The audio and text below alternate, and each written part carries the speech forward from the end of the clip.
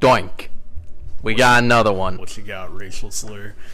A body on the boardwalk. Again. God damn it. This murderer, he's relentless. What's the city coming to? The chief just gave... No ads! Anyway, Detective Doink. I've been seeing that ad a lot recently, and I fucking hate it. Who advertises a different podcast? That's to ridiculous. Someone with a podcast. They got 2 mic stands. That's bullshit. Oh my god, a lockbox. Horseshit to the highest degree. Yeah. Damn. In a silica packet. Tasty. Truly devious shit. Quite. Alright, Detective Doink, so. Oh no, the handy solution envelope for every murder. Well, don't worry about it. Alright. Who do we get the case from? Hello, investigator. This is the letter I got attached to this case Perfect. file. Hello, investigator. Thanks for taking this case. I know your client, Maria, will be grateful for your help. You should have... Fucking Maria again. Fucking Hispanics. Jesus. Always getting herself in trouble. She probably did it, I'm telling you. Write that down. Why aren't you writing it down? Now you're Doink, you're the pen man. Okay, fair enough. Bullet point 1. Maria did it. Alright. Hispanic, question mark? I know your client Maria will be grateful for your help.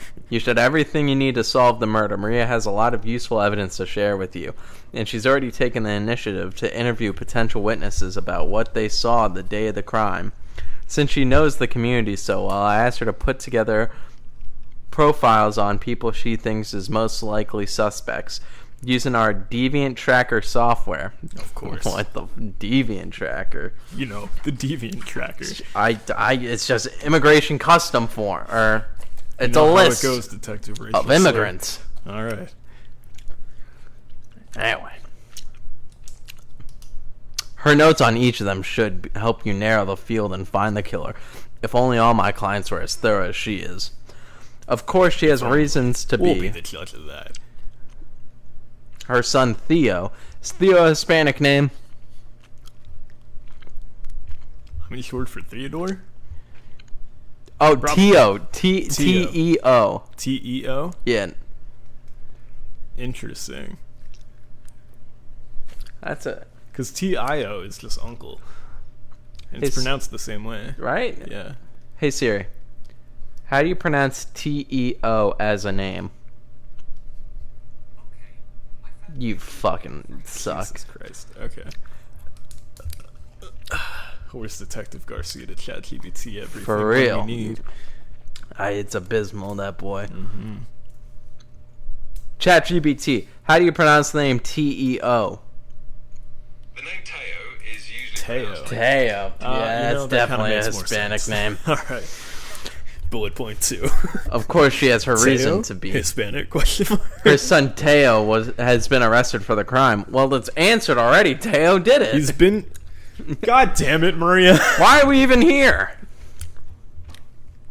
I'm supposed to be with my kids today. You were? Yeah. Detective Doink. What are you doing I here? gotta get Sarah's ears pierced. We were gonna go to Claire's. I was gonna Why get a matching aren't you pair. at Claire? The guys are. Because I got called in for this damn case. Are we private eyes or Jackass. are we cops? Huh? Are we private eyes or cops? I thought we were detectives. Private detective. We're private Or police detectives. detectives. No, we're private detectives. Who called you in? You. Why am I the boss? You're the one in contact with everybody. I write shit down, Detective Racial Slur. That's my thing. You handle everything else. Do you regret this bit at all? Quite. Alright. Anyway. Welcome to the $60 podcast. This one was my idea. I feel fucking stupid. It's alright. Anyway, we what's up, Mikey? What's Special new? presentation. Is that Abby? It was. Abby's here. Not on the show, but here in our hearts. Me and Mikey have been playing these little like crime-solving games where you solve a murder, and we've enjoyed them thoroughly. Yes, we thought we'd just do one for the podcast. And then, an audio-only medium. for all this reading, Yeah. And pictures and information. There's going to be a lot of descriptions, but we're working with it because these are fun. We needed something to put on YouTube Shorts so more fuckers would come here. Yeah, we're going to do a Death Stranding episode when Dan's finished Death Stranding 2. Oh, bet. Oh, I can't wait. Yeah. Oh, I can't wait.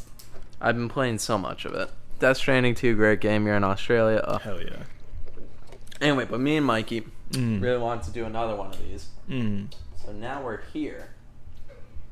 Abby also likes them. Abby was the one who put me on to these at first. Abby got one of them for us. Abby, do you want to tell them about the one we did? Abby said no. Damn, kind of fucked up. All right. It's only her boyfriend's dream for this thing to take off so he could quit his job, but nah, fuck him. I love you, babe. That was sweet. Anyway, You know what'd be sweet? if she was here. Listening to the podcast. Well, So we're doing Body at the Boardwalk, or Body on the Boardwalk. Body on the Boardwalk. So we're gonna solve it. We're gonna have some bits. We're gonna talk. We're gonna. If you've never done one of these, it's a little board game thing where it presents you a bunch of evidence and you gotta piece stuff together to find the solution. We get a little solution envelope. Once we think we've really figured it out, we pop that open. And then we get it wrong. Yesterday we did one of these and the ending was fucking stupid. No, we got that one. God, it was. We were so good up until like the very end. Once we actually had to solve the murder or catch the murderer, we really fell apart. We had a lot. Every single suspect had motive. And some had Evidently, arguably a lot more motive than the other ones, and then it wasn't them. Which I guess is how these things work. Red herrings and all that. But like literally placed them at the time and it wasn't them. And we just figured out, oh yeah, one of the suspects fucking lied. They can just lie. That was the biggest thing. Which, like, I guess, but goddamn it. So the ones we did unsolved case files before. Yeah. This is Hunt a Killer. Unsolved case files. Yeah, they can also lie. Yeah, but there's a lot more evidence. Exactly, and it's a lot more procedural. So this one had better reviews. This one had much better reviews than the last one. It's shorter. It's easier. Yeah, the one we did yesterday had, I think, a 1.5 out of 5. Yes. So, this one had like a 4.5 or a 3.8. Okay. So this one's much better. Yeah. It's also much shorter and much easier. All right. Cool. So. Because last one was just 3 hours of us. Was it 3 fucking hours? I think so. Okay. We started at 8 and might have been 4. Fuck. Yeah, we were doing that to 11. Yeah. Not 12. Sebastian he left at 12, right. Was cutting it close with the parking pass. Yeah, he didn't want his car to get towed. Okay, so hopefully down one person in an easier difficulty, we can make this work. We can even this out, yeah. Yeah. Alright. So back to the letter. We're going to drop Detective Racial Slur and Detective Doink. Yeah, they make a comeback when we're a more professional podcast. When we have viewers to entertain. Probably. But, and we get better at improv, probably. I don't think that's ever going to happen. Fair enough. If I bought that Lego D&D set, would we do 100% on a podcast? Absolutely. Because that's just plain D&D. We would just need to get another stand, though. I'm so down for that. We probably need like 2 more stands. Because if we want to run it with one DM and yeah, I guess we could just do the 3 of us. Because I don't know, would Abby want to do D&D? All right. Hang on, I'm calling my girlfriend real quick. She's in our bedroom watching Bob's Burgers. Great show. But I want it to be on the podcast because clippable moment. Why the fuck is her text message in my favorites?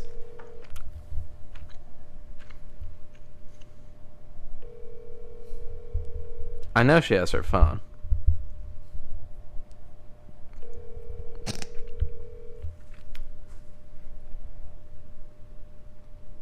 This is fucking stupid. Are you serious?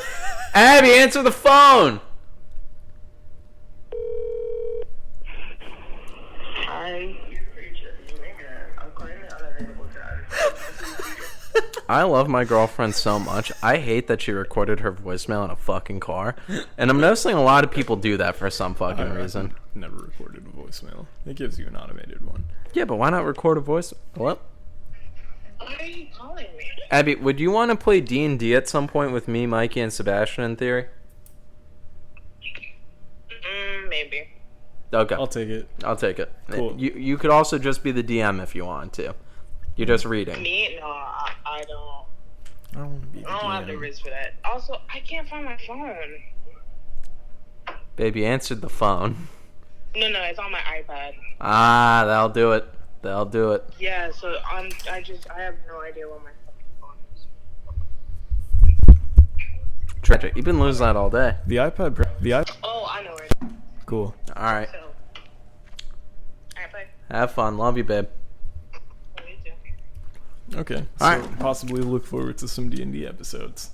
All two of you. Shout out Anna. Hell yeah. Fuck yeah. Let's go. All right.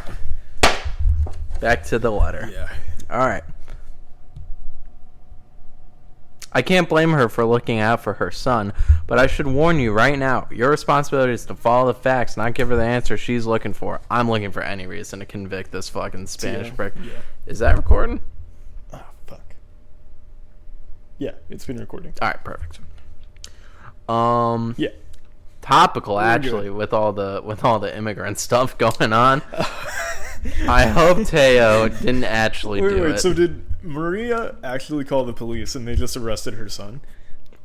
We'll find out in a second. We got a letter from Maria. Got it. Okay. All right. If I Just read, write down that he was arrested. You can keep going. yes. Maria may be the client, but it is your duty to bring the killer to justice, no matter who it is. If I were you, I'd start working out a timeline for everyone's movements. Okay, it's starting to seem like that's the theme of these. Seems like it. God damn it. I mean, we had that part down. We did nail that eventually. We got that almost 100% right. Exactly. Except for the dude who just lied. Exactly. So fucking stupid. Uh-huh. If I were you, I'd start working out a timeline for everyone's movements on the day of the murder. You may not be able to account for every movement of their day, but figure out what they were doing in the hours leading up to and immediately following the crime will help you get a handle on the situation and better assess everyone's alibis. Remember that you should be able to corroborate the suspect's claims, so don't write someone off until you can back up their alibi with other evidence. Got it. Keep in mind that you're going to have to do more than simply exclude innocent suspects. You'll also need to work out who the real killer is and why they committed the crime. Well, yeah. You also need to catch the killer in this. No. You can't give me a list of two people you know it isn't. It's for children. You got to remember it's for children. We better fucking be able to do it, because that you really said. That would be... Yeah, but 5-hour podcast. I still do have work tomorrow. Work is for the gays and the cringe. I agree. I hate having a fucking job. I chugged energy drink, so I'm in it for the haul. He did. Did He sleep till 2 today. So you should be chilling. Hopefully. There we go. All right. Pay attention to suspects' means, motive, and opportunity. The killer will be someone who meets all three criteria. They have a chance to commit the murder, had a reason to, and can be linked to the scene of the crime. If you can prove a suspect wasn't at the scene, they're in the clear. You also want to brush up on your code-breaking skills. God damn it. Okay. All right. So We were... So, for reference, yesterday there was a part of it that we saved for the end where things were written in a cipher, and we looked at the hints until we figured out what the actual key for it is, because it gave us no semblance of an idea. Like, we were able to figure out... Stupid. Okay, just for a little bit of backstory, without getting too much into this, because it pissed me off. It pissed all of us off. You had to figure out a code word for where each suspect was staying in a mansion. Yeah. But they never said that, like, oh, hey, input the code word that you find out. And As then, the key. Yeah, and then use that for the key. So I looked at the hints, that's how we found that out. And then we did it, and then none of them worked. Only one who was the example suspect Who gave us worked. the key. Yes, exactly. It's fucking... So, like, I guess, but I don't know. It's fucking dumb. Doesn't matter. This is a 4 out of... 5. This is a 2 out of 5. 2 out of 5. The Yeah, other so was a 4 out of 5. 10. So this is Okay. a 40% hard. Cool. All right. Brush up on your code breaking skills for this case. There's no better way to conceal secret information than a cipher. It seems everyone at Stella Park has something to hide. Pay attention to context clues to help you work out the true meaning of the coded message you find. Don't forget, sometimes looking at a problem from a different angle can give you a fresh perspective. I wonder if that's going to come into play. I know you can work out what really happened if you're willing to follow where the evidence leads. I don't know why we're shitting on this like we don't love these. That's true. Okay. Just to give the audience an idea. And let's go through the evidence just to also make sure we have everything, because we got a double of something before. Yeah, that was And fucking crazy. didn't figure out what something was until we realized what the name of it was in Yes. this. Okay. All right. So we have the PI letter. That's what we just wrote. Yes. Read. Maria's letter. We have that. The newspaper article. Perfect. Right here. Suspect profiles. Does it give a number of how many we're supposed to have? Nope. Well, it's stapled, so I assume we have all of them. All but right. We got them. Witness statement postcards. Should be 7 of them. Fucking A, these are long. 1, All right. 2, 3, 4, 5, 6, 7. Perfect. Meeting minutes. Yep. Cool. Negative review. Interesting. Okay.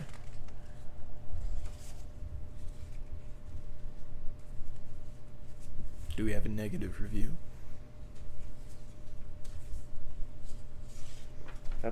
Yeah, here it is. Okay, cool. Took a second. Engagement photo. Excellent. Security alert email. Yep. Cool. Napkin. Yep. Excellent. Popcorn bag. Oh, found the code. All right. Good to know. Popcorn bag? Yeah. Oh, here it is. Oh, Okay. oh, Mikey, there's something in the popcorn bag. Fortune slip. It's a map, I think. It might be in the popcorn bag. That's...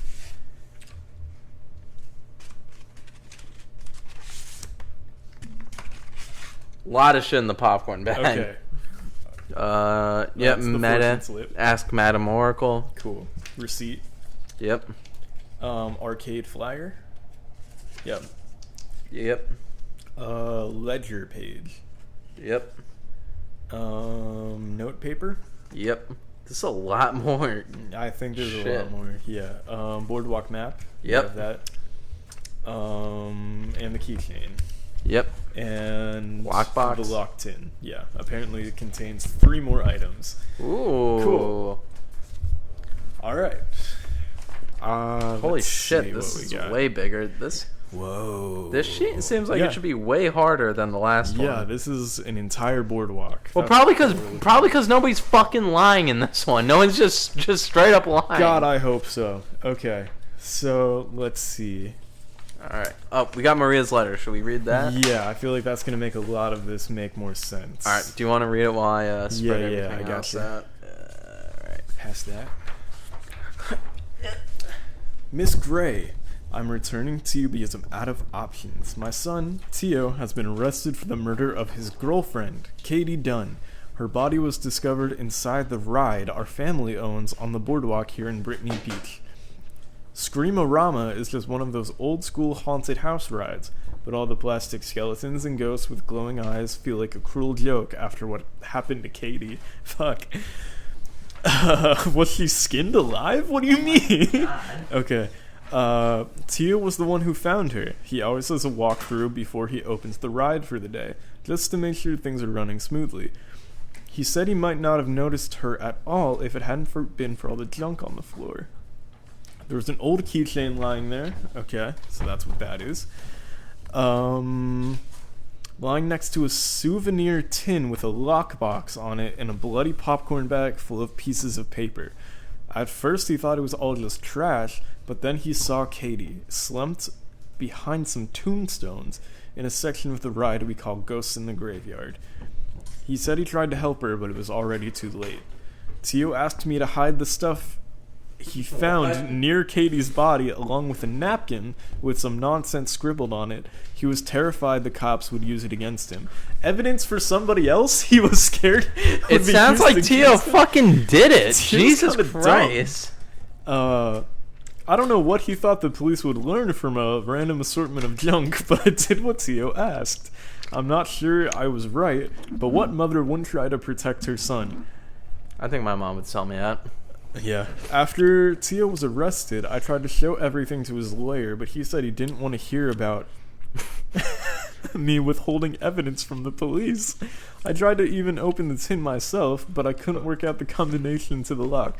I would have just cut that. Right? Come on. It's so thin. You could have definitely gotten in there if you needed to. It's your goddamn son in there. Also, yeah, your son's going to prison for the rest of his life.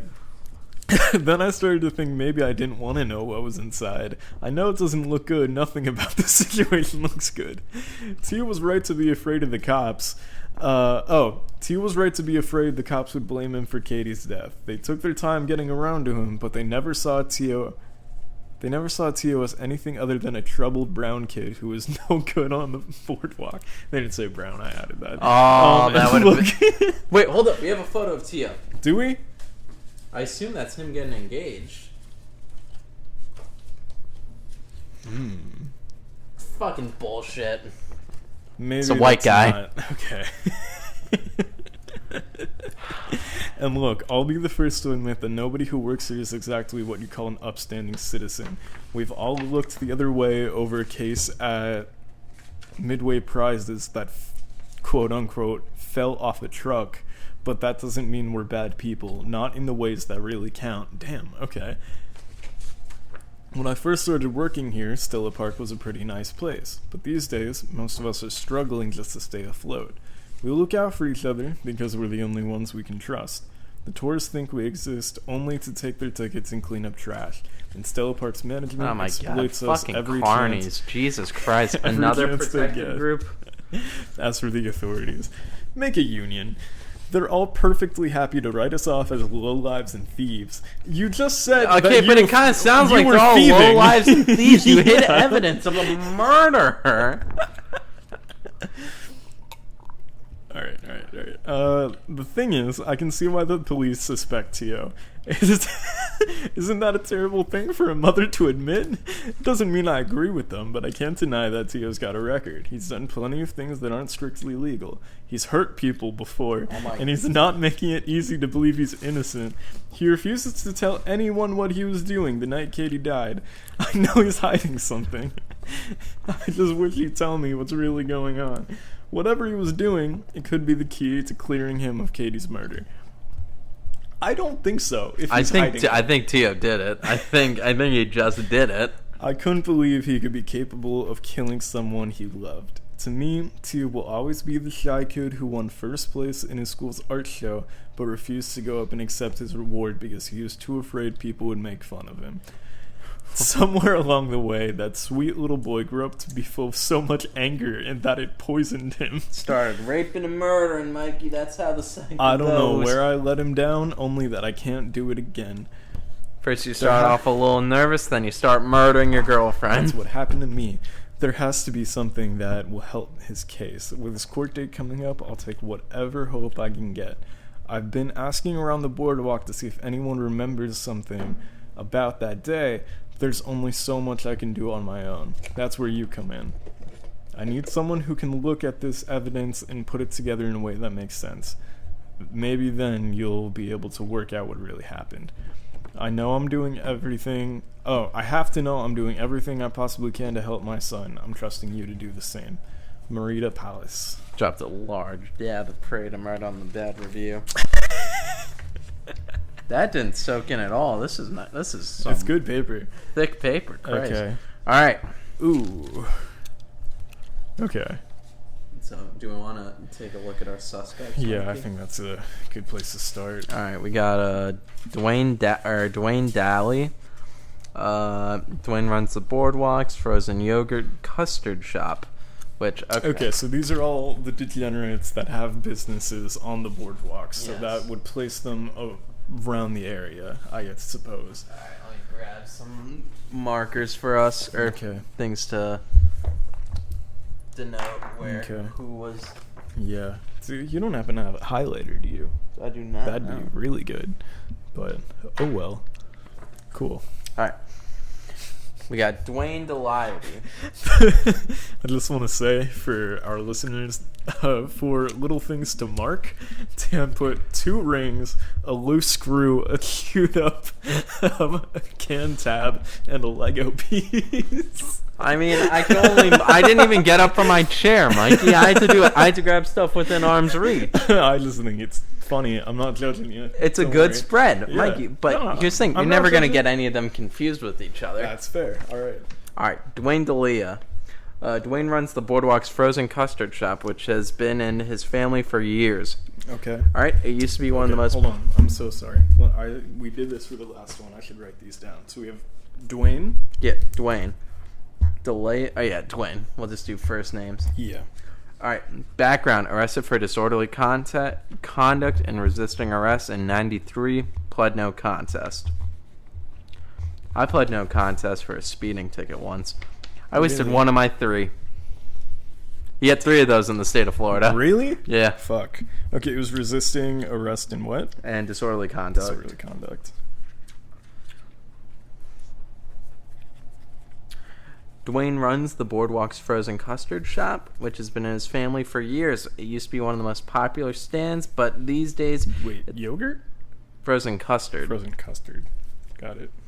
But these days it's kind of a sinking ship, much like the rest of the park. Everyone sounds sad to be there. This sounds like a shitty place to be. Well, bitches are getting murdered left, right, and center. I guess. Stella Park. All right. Twice divorced, no kids that I know of, no idea either where either ex-wife went, but I wouldn't stick around either. Fucking A, what? The detective lives there. Not on the boardwalk, but at least local. Okay. So he has 2 ex-wives that disappeared. Or he doesn't know where they went. I don't think they disappeared, Or because is I feel he like... just saying that? Well, I think these Let's are not the make notes about the assumptions cop, yet. or Okay. the cop wrote about him. Got it. All right, he's a good friend of Vince, or as close as a friend as someone like Vince is capable of having. I'm sure Vince will come into play later. He must. Just make a note of Vince. Oh, I found Vince. All right, perfect. All right. They grew up together, and Dwayne still works for Vince since he spends so much time with the boss. He has a reputation of being kind of a snitch. Not sure if it's true, but I certainly wouldn't say anything to him if I didn't want Vince to hear about it. Okay. He's got some history with the police. Then again, a lot of people on the boardwalk do. Kitty worked for him for a while until she reported him to the health department last summer for having rats in his food storage area. Right, that's motive. I can't imagine that was good for business. Let's just say he wasn't her biggest fan. Wait, is it Kitty or Katie? Where the fuck? Katie. Katie. I overheard him Katie telling snitched. Rocco that he was closing up shop at the time of the murder. He said he left the boardwalk the same time he does every day, around 6:30. No. Interesting. Who we got next? Theodore Pallis. Palalis? Pallis. Yeah, Paulus. That's a Hispanic, man. Because that's not him, I don't think. That's not him in the photo. No, that's Tio. That's the son who got arrested. Yeah, that's who got arrested. Yeah. That's not Tio. No, but that might be Katie. He's white! This is fucking bullshit. Okay. This is so fucking stupid. I don't want to do this anymore. All right. Let's just Thanks talk for about listening, Death guys. Stranding. No. This You is all bought a this. joke.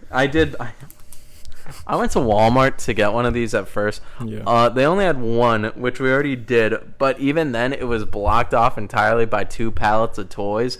And me being a grown man, I didn't want to go and ask. Not because like it's awkward, like, oh no, talking to people. More like, Yeah. why am I in the toy aisle in Walmart?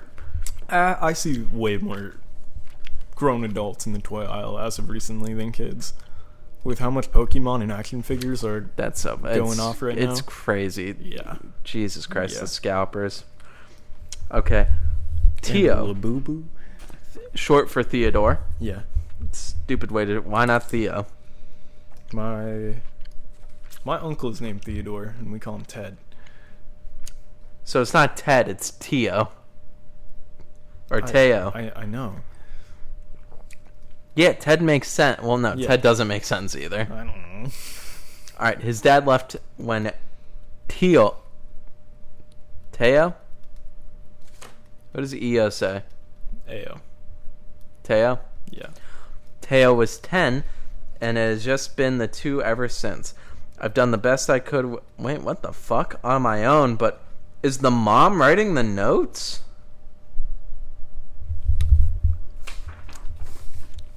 Yeah, these are the notes. These are her notes. Yeah. Okay. I'm a fucking idiot who doesn't pay attention, I guess. Pretty insane that she compiled something like this. Right? Alright. Teo. Are you picking me up alright from here? Yeah. Alright.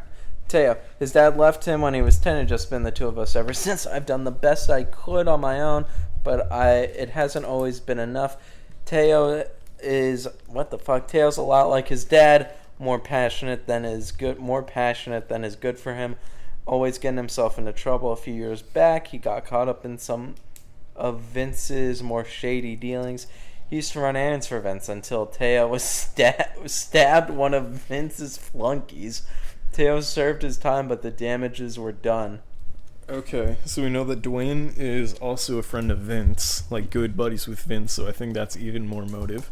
Yeah. Just then Teo putting that out stabbed there. a dude. Yeah, exactly. I think he did it, man. I think, honest to God. That doesn't look good. Wait, did it say how Katie died? Guess what? What? He only got 8 months for that. For stabbing somebody? Yeah, juvenile assault with a deadly weapon. Christ. He didn't graduate. He didn't go to college at all. In this note, does it say how Katie died? I don't think so. Maria has a lot of useful evidence to share.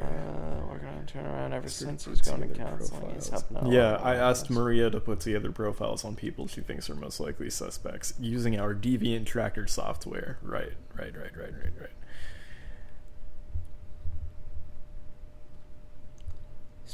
Yeah, it doesn't say how she died.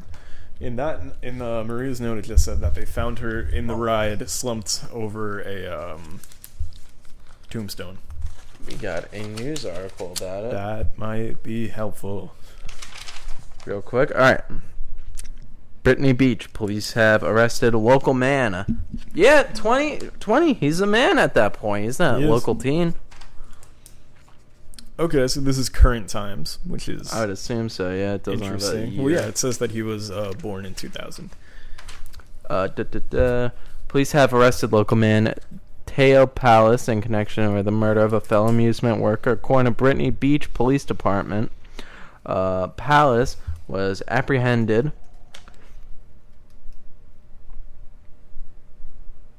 at his mother's home on Thursday for the slaying of Stella Park employee Kate Dunn. Palace Slaying, Jesus. Teo was arrested. Arrest ends BBPD. That's so stupid. Why do you repeat the letter?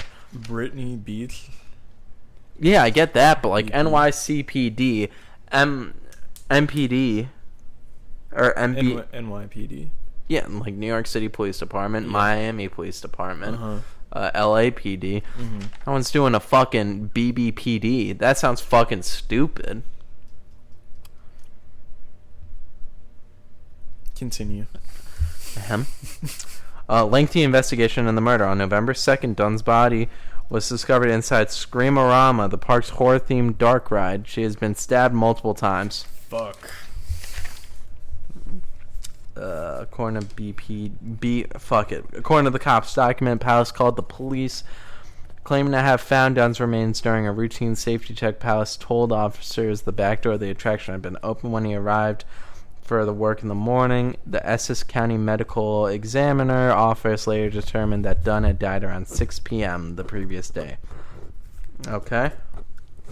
So she died around 6.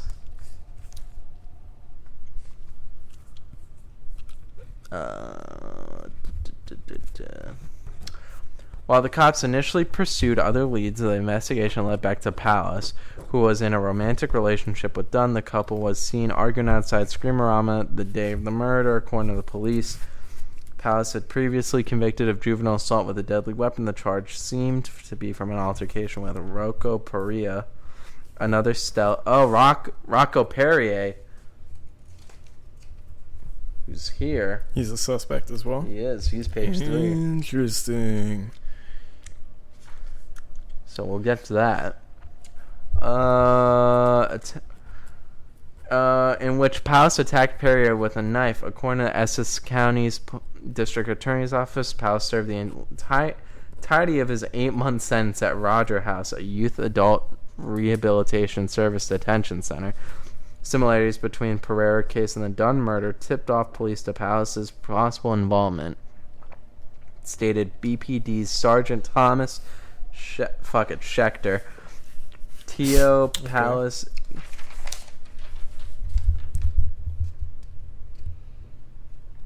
Schuyler. That's not fucking Schuyler. Shaler?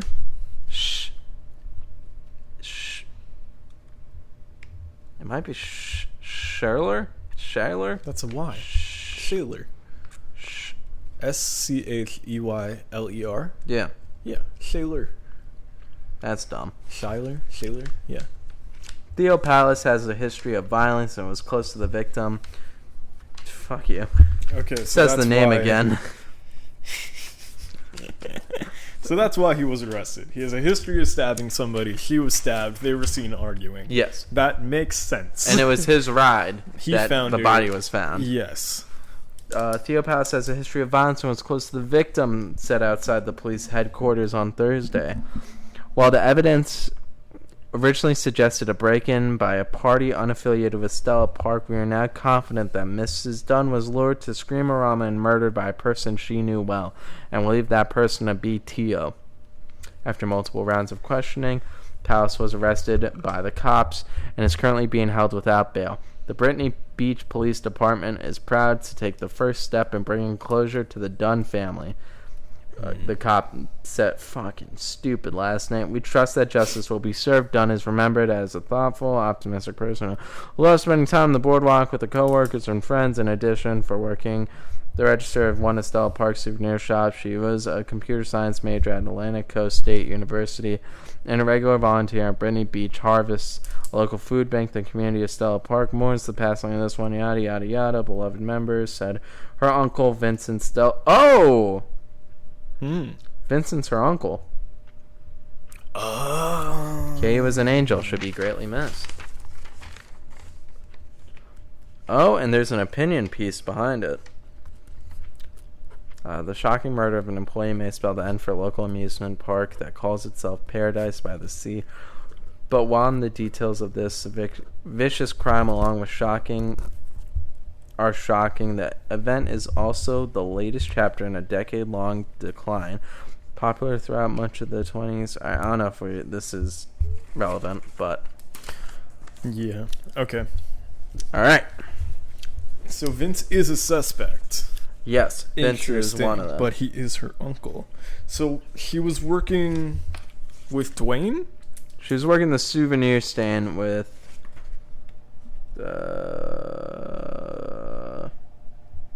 I'm seeing if anybody was always Seymour Beers or... Okay, he was previously working at the custard place. Yes, and then she was now working at a souvenir shop. Got it. Yes.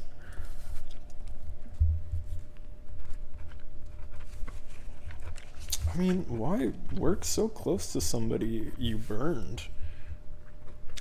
I don't know. I mean, I think she left. Is the boardwalk the only fucking place to work in Brittany Beach? It might be. It kind of seems like it. Plus, they're all college kids, so it might be a summer job thing. All right. Progress he's made. All right, back to Tio's personal record. Much progress he's made. He still has a quick temper, though he was more prone these days to get angry at himself than at other people. Maybe that was always true. Oh, little.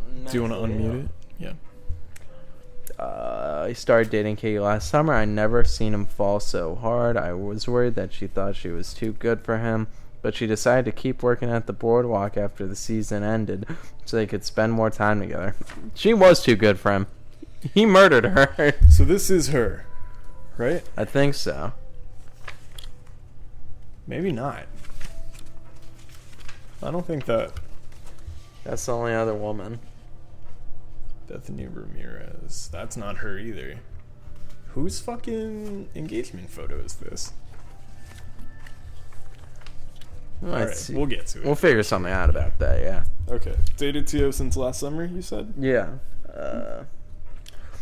They didn't fight much in the weeks leading up to Katie's death. I did walk in on them arguing a couple times. I tried to ask him about it later. He said he wanted to figure it out on his own. I know Tio could be insecure about their relationship.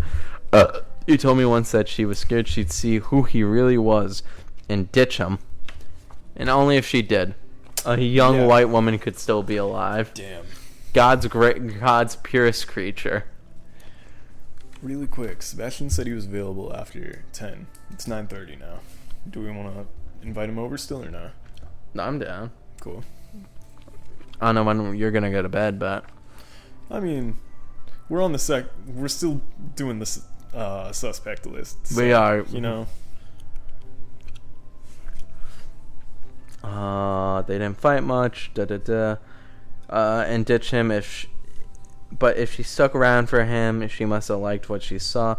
He won't say where he was the night of the murder, but he was at home when I got back from my meeting around 7 p.m. He was really quiet during dinner, and he had a bruise that was already starting to show on his cheek, so I asked him. He said he must have run into something while he was fixing the ride that day. Alright, so he had a bruise and was back at the house at 7. Do you want to do Rocco? Yeah, I'll do Rocco. Sorry. Nah, take your time. Bruise. Home. By 7 at least. At 7. Cool. I'll do Rocco. You have a pen, yeah? Alright. Yep.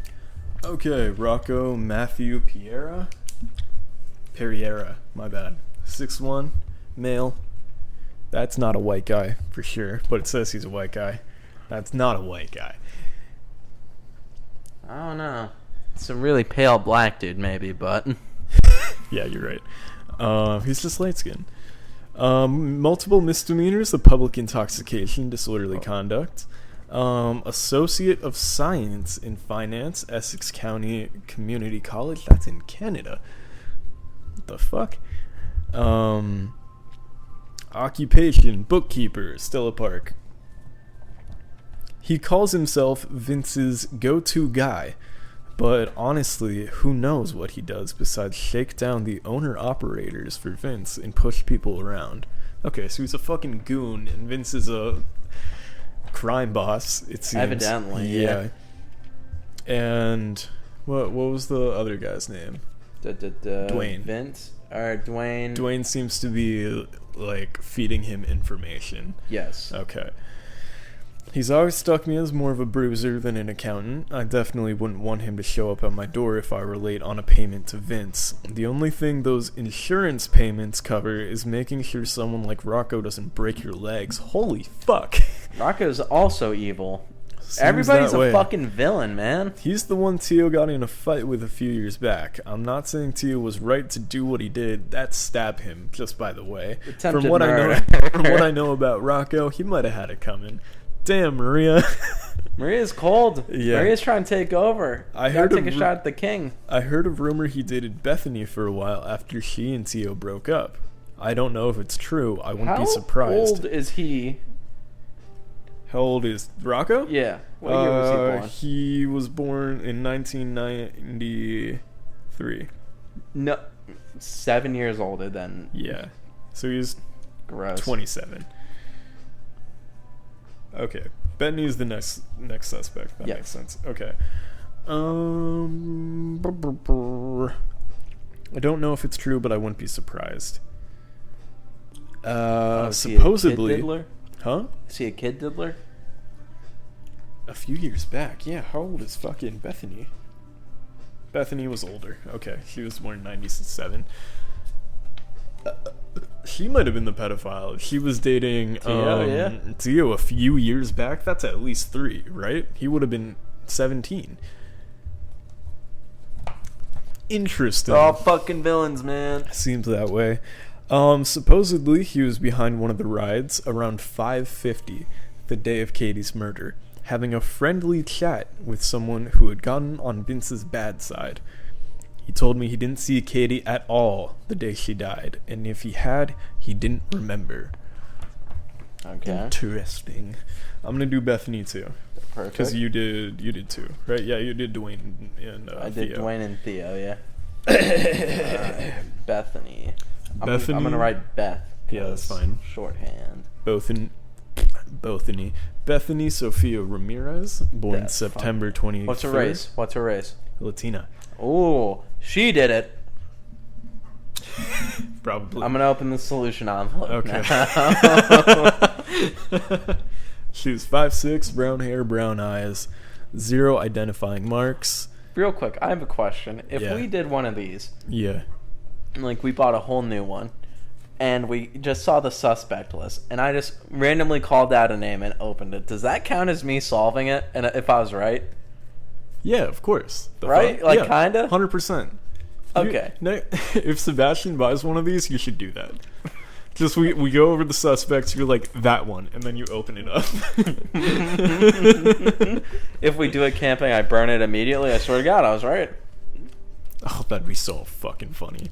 That'd be so funny. He'd beat me to death. Oh, of course you would. Well, no, I think it'd just be really quiet after that.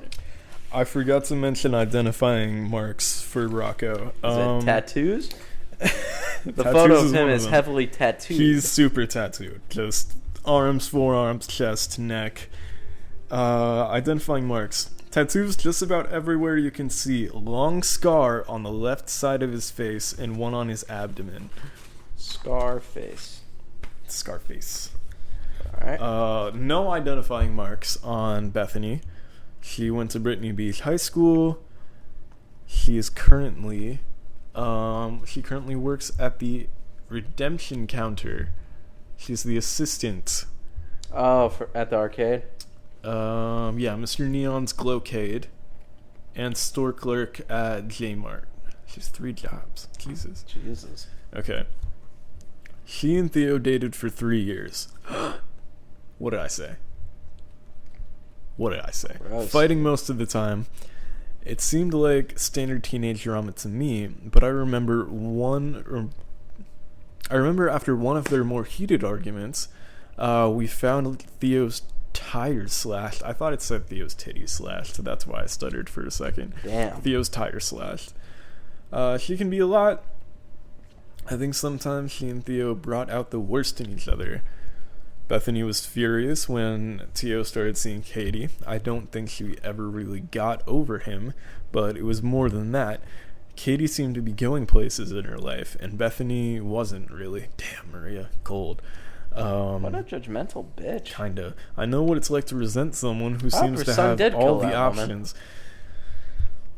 I wouldn't be surprised if Bethany did too. It can't be easy knowing your whole family's relying on you at that age.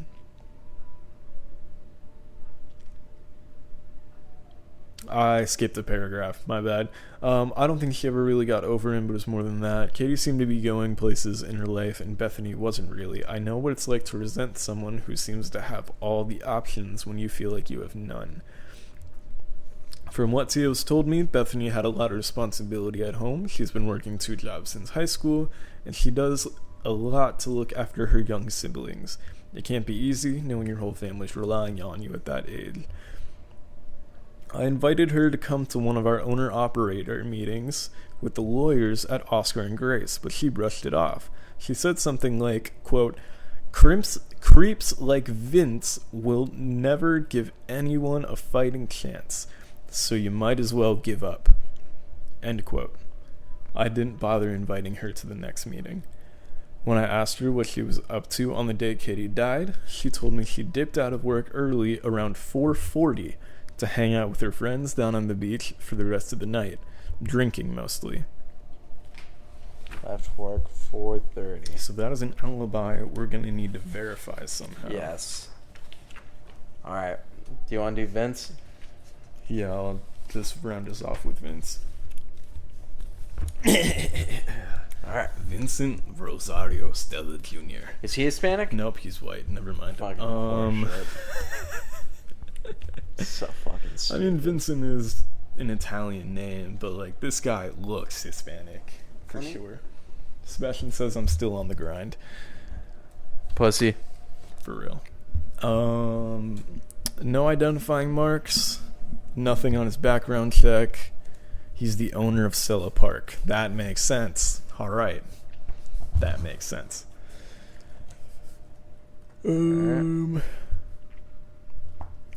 Bachelor of Science in Business Administration, Benedict College of What Delaware. fucking school is putting business as a Bachelor of Science? Do I have a Bachelor in Science? You just said bachelor. Hang on, I'm gonna check my degree real quick. Isn't that it right there? Apparently, Benedict College of Delaware is who gave him a Bachelor of Science in Business Administration. He's staring at his diploma. Of business admin. That makes more sense. I don't know if the person who made this went to college. I would hope they did. Excuse me. He was born in 1976. That makes him, let's see, 44. I got pee. Hang on. Okay. Keep reading. Just catch me up on the details. I got you. Right? That makes him 44. Yeah, 44. Vince is the owner of Stella Park, although he's more like a slumlord than an owner. Ew. His family... Oh, well, that's just kind of like any owner. His family bought the land in the 1920s, and he rules this place with an iron fist. Owns a boat and 3 houses, all bought from the profits of his tenants' hard work. If there's a way he can squeeze another penny out of us, he'll do it. As you can probably tell, we've butted heads from time to time. He's also Katie's uncle. He's the one who arranged for her to work on the boardwalk in the first place. Nepotism. God damn. Since her parents live out of state, she stayed with him. I don't think she was thrilled with that arrangement, but it was convenient. And it's not like Vince doesn't have the space. Okay, Dan. His family has owned Stella Park since the 1920s. Okay. And he owns a boat and 3 houses, all from the profits of the boardwalk. And He's getting his money. yeah, Katie lives with him. Oh my god. Yeah, her parents are out of state, so she stays with him. Vince once told me he didn't think Tia was good enough for Katie. Oh? I'm sure he didn't mind watching my boy go down for her murder. Didn't like. Oh, Vince also got Katie any job she had at the boardwalk. It was all nepotism hires. Nepo. Here, I'll let you catch up. Hires. All right. Okay. The guy has 2 friends in this whole world, Rocco and Dwayne. The first, he pays. The second, he grew up with. I doubt there are many people in this town he can trust or will be willing to trust him. No priors, somehow.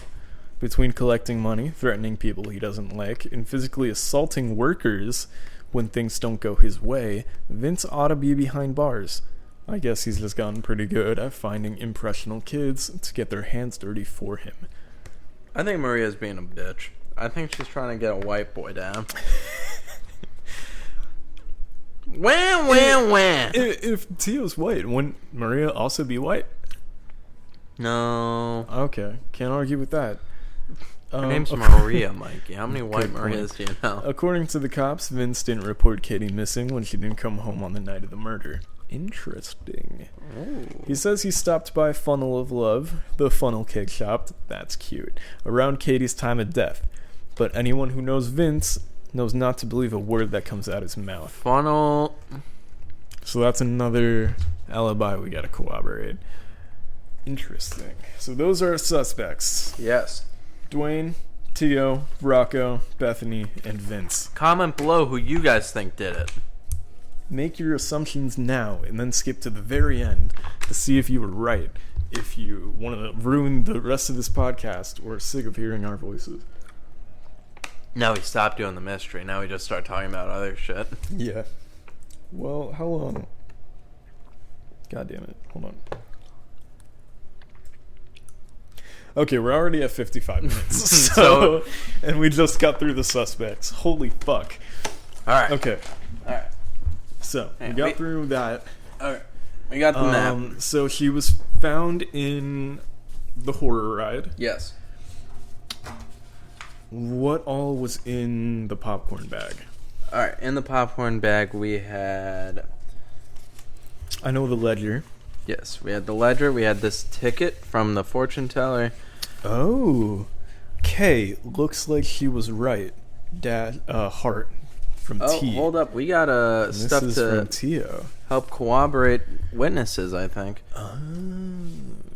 Okay. Ray Laundrie, owner of Funnel Love, and all-around stand-up this is guy. a lot of reading. Said Okay. Kate. Well, yeah, all these are a lot of rain. As Ray was clearing up the next day, he found a pair of scissors stuck in the powdered sugar. Someone really had it in for him. He gave me the security alert. What the fuck's going on? Oh, alright, so it looks like scissors is the weapon. Interesting. Let me write that down. Because everybody's bringing up scissors.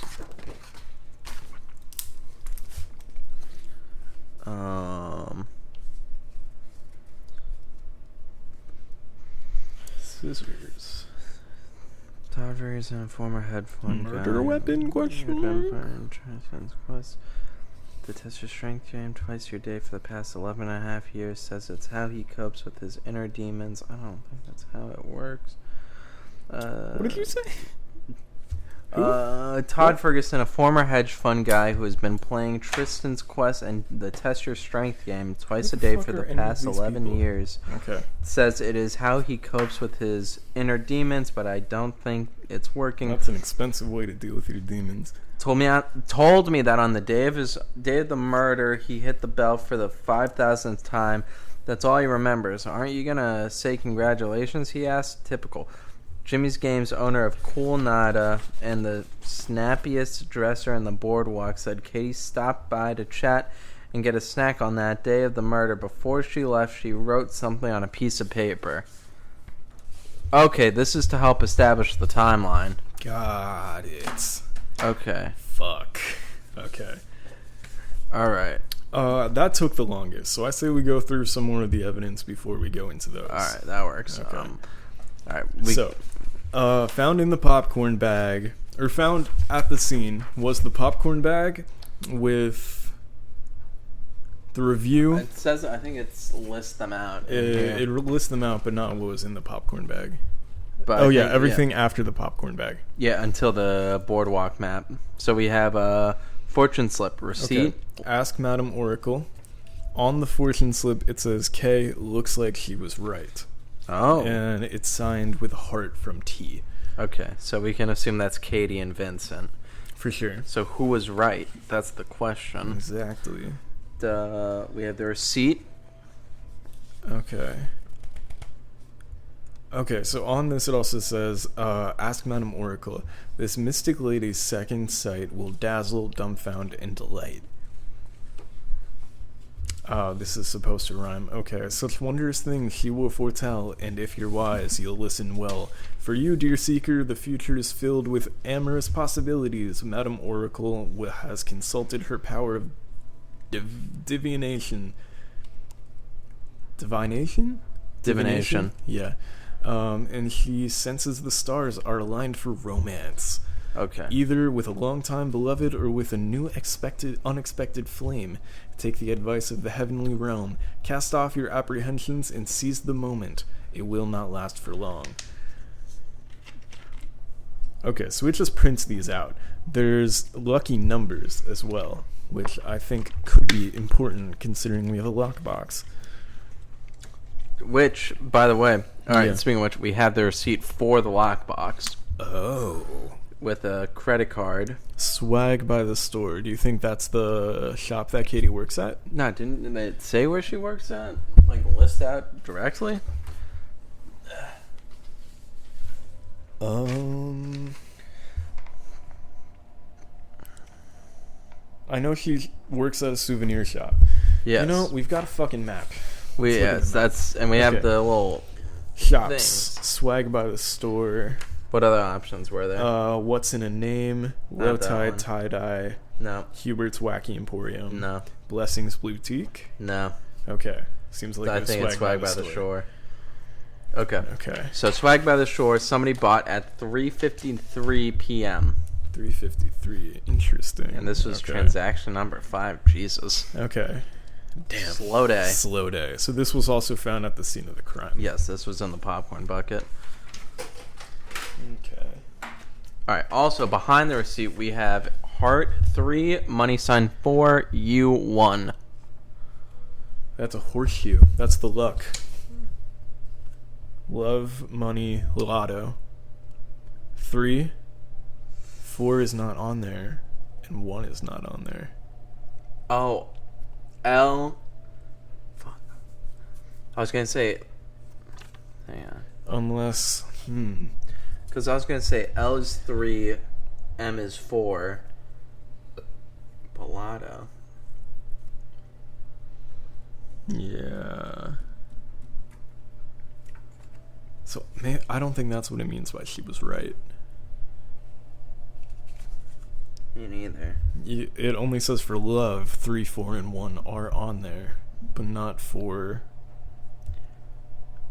I don't know. Okay, but these should be connected somehow, Yes. it seems. Keep those together. Okay. All right. The arcade pamphlet was also there. Glow in the dark games, beachfront fun, late night laser tag hosted by Mr. Neon. Does the dark bring out? Oh, here we go. He's mine and you know it. Meet me at the wheel in 2 hours.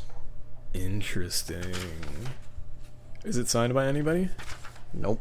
But there is handwriting. Yeah, let's take a look at these. Hang on. All right, so we have Kate. All right, so I don't think... This is definitely from Yeah. From Tio. And That's different. where's any letter that's in both of these?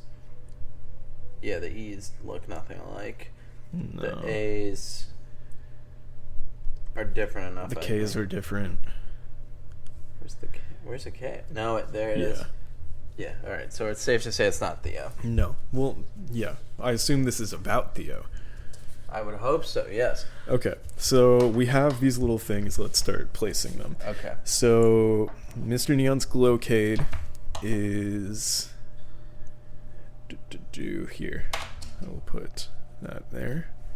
Where's the ride? It was Screamorama 19.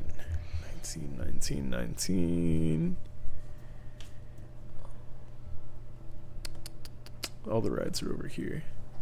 That one? That's 13. Am I dumb? What the fuck is 19? Good shit. Okay. Swag by the Shore. That's number 4. Red number 4. That's here. Okay, what other places have been... Mentioned? Yeah. The arcade. Mr. Neon's Glowcade. So that's 6. Which is... God, I'm fucking blind. Yeah, it's a lot of staring at maps. Yeah, okay.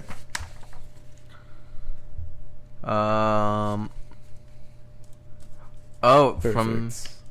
From the emails about from the security site. Yeah.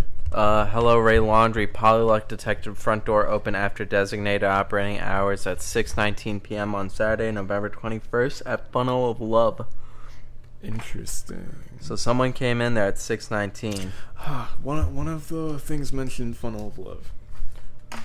That's Vince's alibi. That's Vince's alibi. Okay. Interesting. See, this is why the game's fun. Yeah. This is actually why the game really does start to hit. Okay. Cool. Hold up. I'm going to grab the totems from the last one. That's a great idea. Yes.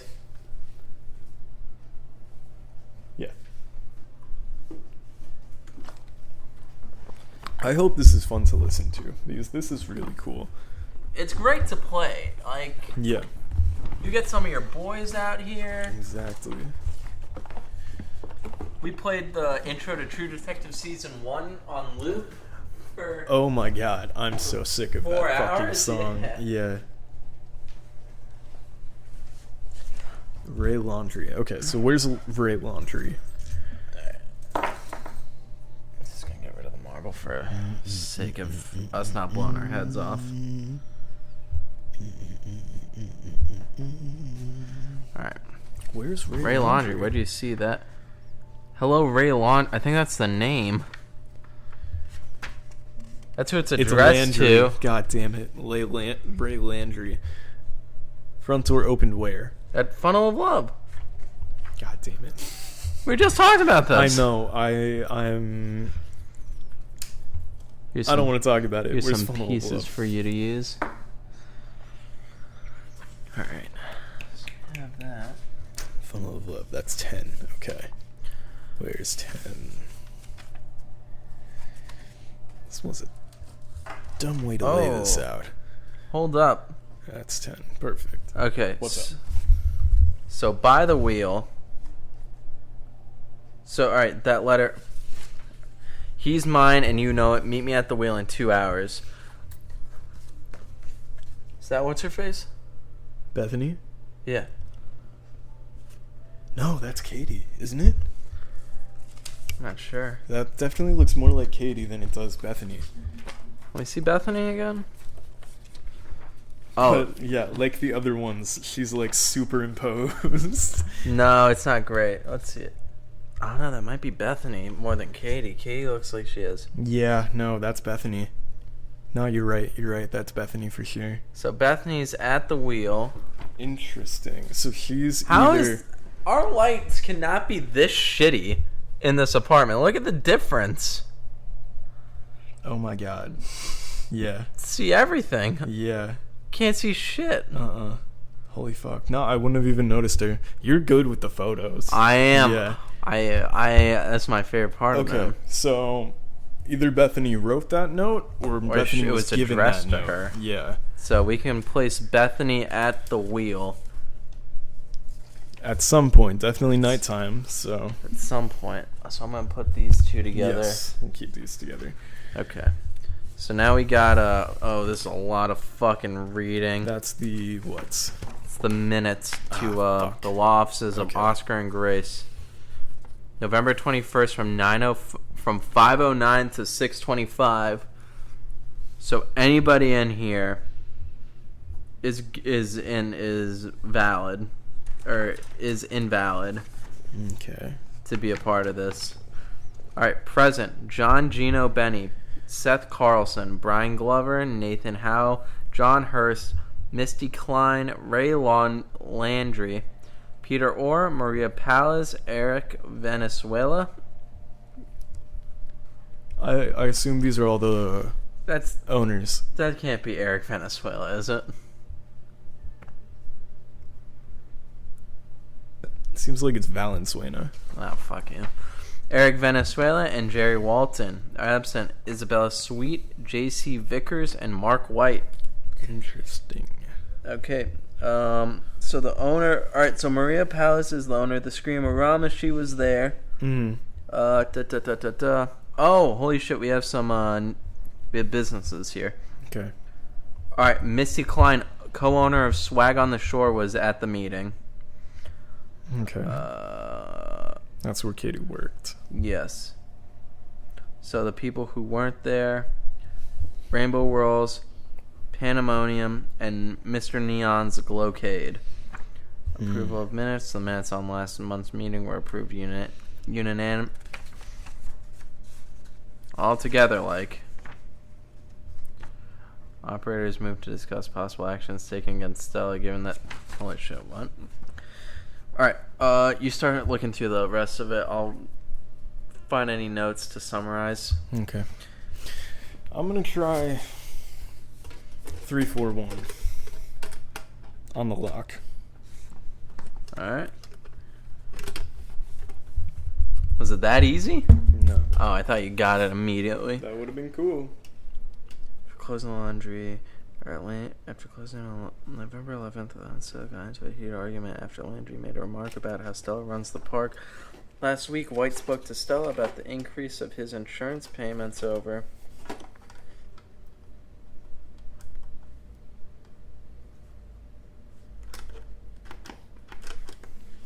Stella's pissing everyone off, man. Stella.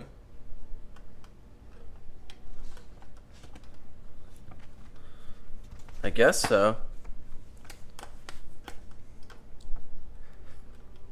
Okay. It's also not the first letters of the lucky numbers, or the first numbers in the lucky numbers for each. Oh, hang on. November 19th, Palace, Venezuela. Palace, Venezuela, and Howe met Stella to see if there's a compromise that all could make. Stella refused further negotiations and told Palace that if she were to continue interfering, there might be a mishap at Screamorama. But who the fuck's Stella? I have no idea who Stella is. There wasn't a last name or like. Wait, Stella? It's Stella Park. That's the name of the city. No, it's Brittany Beach.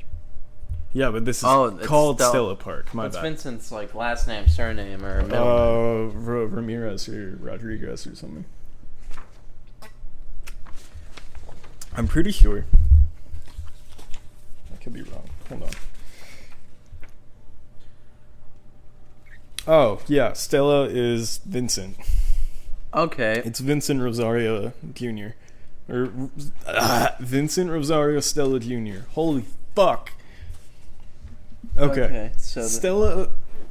Vincent threatened Maria that something bad might happen there. Yeah, on November 19th. But would he kill or 2 days before his own niece? Or quit what he... He knows... Or we know that he had it out for Tio. For Tio. So the whole thing could have just been to... Yeah, but could he have gotten a goon to... Maybe a goon misunderstood the assignment? That makes sense. Because also found in the popcorn bag was the ledger. And this definitely seems like it belongs to Rocco. Okay. Because there's the insurance with the names of who it's for. Oh. Is Stella the last name for Vincent? Yeah. Stella's Vincent's last name. Could Maria's or Katie's last name also be Stella? No, it's Katie Dunn, right? Yes, it is. You're right. Yeah. Operators moved to discuss possible actions that can be taken against Vincent. Given threats to Palace and White, the operators expressed concerns that their own lives and livelihood might be in danger should Stella become aware of their plans to take action against him. Carlson acknowledged that while operators currently lack concrete evidence for charging Stella with theft or assault, Stella could be charged for racketeering if the matter were taken to a higher authority. The question was who would be willing to give testimony to spark an argument between Grover and Klein. Palace broke up the argument and asked Carlson what should be done about the racketeering charge and how much it would cost to pursue. Carlson indicated that O&G would have to discuss next steps in order to give investigation at the Delaware Department of Investigation. Carlson recommended in the meantime the operators save what evidence that may already have and do their best to keep Stella at bay. The operators approved of this course of action. This meeting then concluded the operators agreeing to allow O&G to assess opening a full investigation into Stella. So it sounds like the Carneys were gonna launch a formal investigation of racketeering against Vincent. Fuck. Okay. We still have the cocktail napkin, too. 40. I mean, if that's just an anagram, that's 7. Let's try 47. That was a good catch, Mikey. Fuck. Then what's the third number? 407. Oh.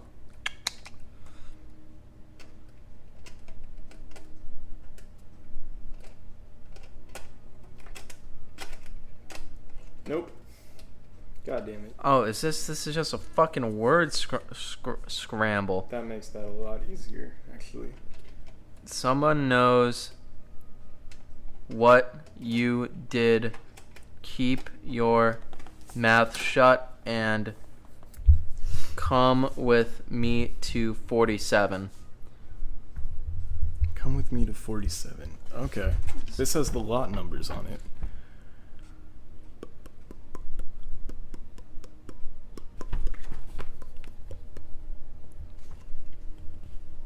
Who the 47 is not on the lot.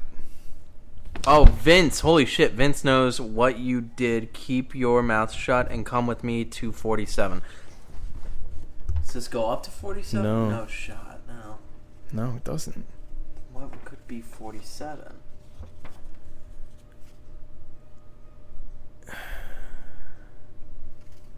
Do any of these have the name 47? See, that's what I'm confused about for the lot numbers, too. Is because those go up way past any of these. Oh, these are charges. Yeah. Yeah, But so the lot, I assume, would be to who? hang on. This Who's is it charging? all right. Well, Rock, I don't think so because renovation loan payment to Rock. Okay. And then I don't know what the lot numbers mean. I think, to my understanding, they are like incidents. So Okay.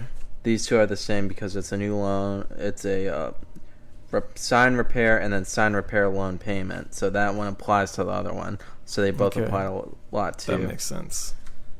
It's been a while since I've read one of these. So Rocco and Tet. Wait, why is Tiwa approving these? Or what are the I'm not notes sure. about? No ads. No ads. Fuck you. Keys. Idiot. Do you like fucking Baby Bell? I don't like keys. That's so fucking weird to me. Shut up. Cheese is fucking amazing, though. Oh, have you seen the new ads for Superman? No, I want to be surprised. I don't like trailers anymore. Oh, But I'm very excited for Superman, though. really? Yeah. Fucking loser. Fuck off. Okay, so these are October. In October, 2 of the insurance payments were short from Tio. Needed 600, paid 500. Needed 500, paid 350. Could Tio be skimming? But, well, if he was skimming, they wouldn't record it perfectly. So what the fuck is 47? Who is... What does Kevin know, or Vincent know? Who does he know? Who needs to shut their mouth? And who's following who to 47? And where's 47? 47 is. Da-da-da.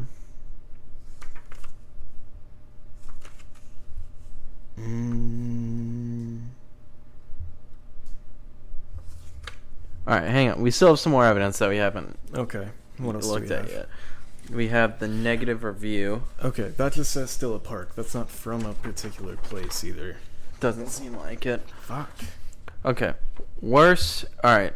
This is from Nikki H. So, Oh, this is the review. Yes. Okay. Who's it for? just Stella Park in general. Damn. Okay. Yeah. Oh no! Start your review of Screamorama at Stella Park, and this was 11:58 p.m. November 21st. So this was What was the date of the murder? would have been the. This is also November 21st. It would have been the it's the 21st. That's when the murder happened? Yes. Okay. It was supposed to be around, according to the coroner's report, it's around 6. Oh, the coroner's report is mentioned in the news article, which is right here. Perfect. I love these games, dude. Same. Alright.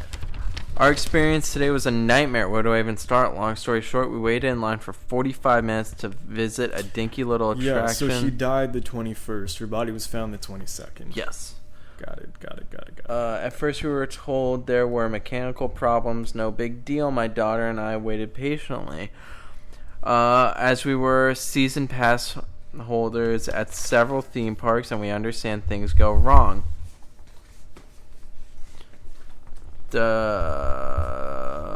Also, let me just say that I am very, very easygoing person. However, when the expert addresses these mechanical problems at Screamorama, gangly looking ride operator, who by the way is armed with only a wrench and a roll of duct tape that doesn't inspire confidence, I couldn't help but wonder, will my friends be hearing about my tragic theme park incident on the 6 o'clock news? Interesting. Who would what? Who's the ride operator? It's Theo. It is Theo? Yeah. Okay. I I didn't think he looked that gangly, but okay. I mean, he didn't. I mean, I would say he looked gangly. Sure. After which, felt like an eternity, this kid assures us that Screamorama is good to go. Then, while we're still waiting, wondering if it's even safe to ride the piece of junk, a scary-looking guy sporting some pretty hideous tattoos. Rocco. Yep, the one from Stella Park's many fine, upstanding citizens, I'm sure, walks up and grabs Mr. Duct Tape by the collar, shoves a dirty napkin in his hand. Okay. Oh! That answers a lot of questions. Cool. All right, and then the kid just shuts everything down and literally leaves the ride with his low life. With this low life. Oh, and P.S. This is happening 15 minutes before closing, with 30 angry customers waiting in line. We close at 6. The attractions close at 6. Okay. In November. So this would be. So that's 5:45. Jinx, get fucked, idiot. Fuck you. Before, with 30 So angry what is customers 47? waiting in line. Okay. All right. Perfect timing. Hours later, my daughter is still crying because all she wanted to do was ride the Screamorama. What a dumb bitch. Stupid ass kid. Why the Screamorama? For real. And I'm not exaggerating one bit when I say this incident was truly traumatic for her. She's very sensitive. I emailed the park's owner, Vincent Stella, directly. She's very sensitive, but she wants to go on the Screamorama? I Fuck don't you. know. And your kid. For real, though, I emailed the park's owner, Vincent Stella, directly and received a reply just moments ago. Not only did he refuse to refund my money, he told me, in some very colorful language, to get a fucking life. Congratulations, Vince. You have destroyed a little girl's day at the beach. Shame on you. I hope you choke on some of that unbelievable dry Stella funnel cake. Interesting. I regret only 4, maybe 5 things in my entire life, and this is one of them. Save your money, people. You will thank me. To say that it's one of the 4 or 5 things you've regret in life is pretty dramatic. Okay, so what the hell is 47? I do not know. But he also makes note of the funnel cake place, which brings me back to these witness cards. I think that's all that we have left at the moment, correct? I believe so. I can't think of anything else that we haven't looked at. Alright. Every other? Yeah. Give me 1 minute to pee. I'm also gonna... Well, no, I have to sit here and fill air. Well, no. Okay. Oh, I have to play my LinkedIn game, so actually... Well, no. I can talk while I play my LinkedIn games. Hang on. Oh, so I play Zip. I really like Zip because it's like all visual and such. And you're like going around and you have to fill in all the spaces on this little maze. And I think I actually fucked this one up. Alright, yeah, no, hang on. We back. We got this. Oh, you fucking loser. Up, down, left, right. Boom. Zip, 24 seconds. Let's take a look. Smarter than 75% of CEOs. Top 25% of all players. Top 50% of my connections. Top 50% of my company. I'm fucking better than you at Zip on LinkedIn. You fucking idiots. I already solved it, you fucking loser. Now I also play Crowns. These are the only 2 I really play. Boop. Beep. Boop. Boop. Boop. Uh-oh. Hang on. Boop. Beep. Fuck. Hang on.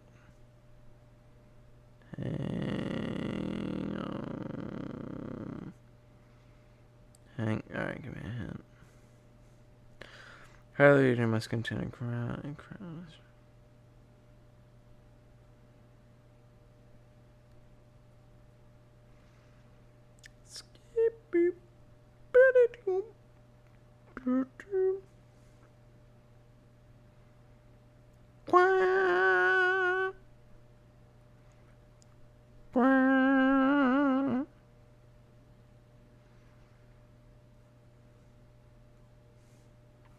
God damn it! Crowns gets really hard on the weekends. I don't know why it gets so hard. Oh, actually, hold up. Did we crack it? Oh, your boy did it in 1 minute and 10 seconds. Oh, right when Mikey walks back out. 1 minute 10 seconds today. Average 2 minutes 59 seconds. Fucking idiots. What does that mean? It means I was that getting warm, so I changed back into my shorts. Sorry. I respect it. Helicopter crash that killed Iran's president. What the fuck? Holy fuck! What? Holy shit! Like really? No, I think this is in 2014 or 2024. It's very possible. All right. Okay. What do you got? All right. We got. There's 7 of them, so it's like pass me 4. Right. Okay. Todd Ferguson, a former hedge fund guy who has been playing Tristan's Quest at the Test Your Strength game twice a day for the past 11 and a half years, says it's how he copes with his inner demons, but I don't think it's working. Told me that on the day of the murder, he hit the bell for the 5,000th time. That's all he remembers. Aren't you gonna say congratulations? He asked. Typical. Jimmy Games owner. Really quick. Let's say it's what, like 50 cents to do it? Sure.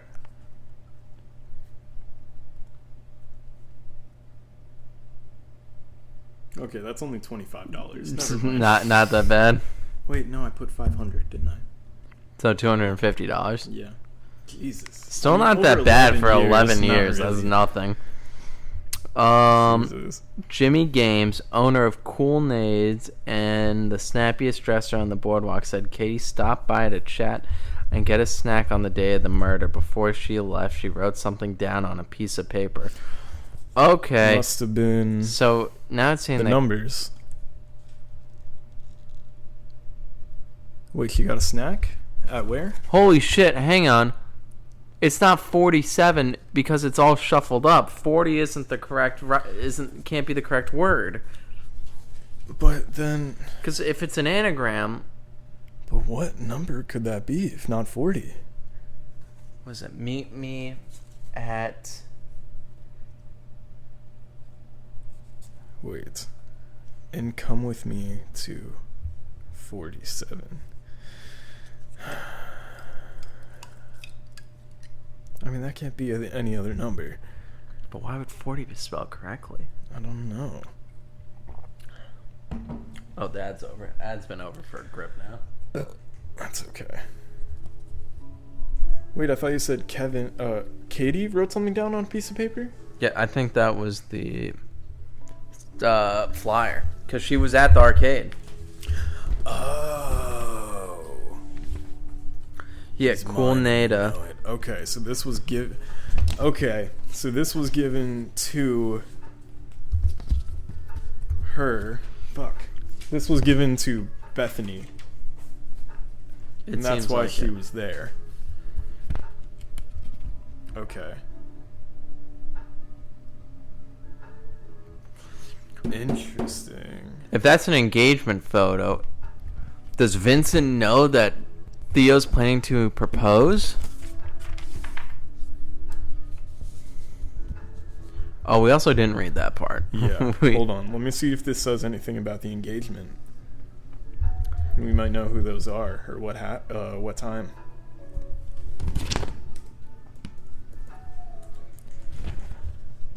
Okay. Shocking murder of employee. Shocking details.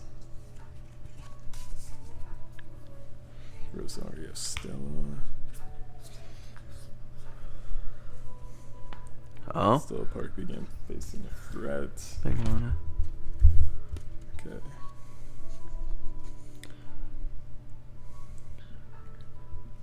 During the past decade, changes in management, specifically the shift of power to the park's beloved second owner, Vincent Stella Sr., to his less benevolent son, Vincent Stella Jr.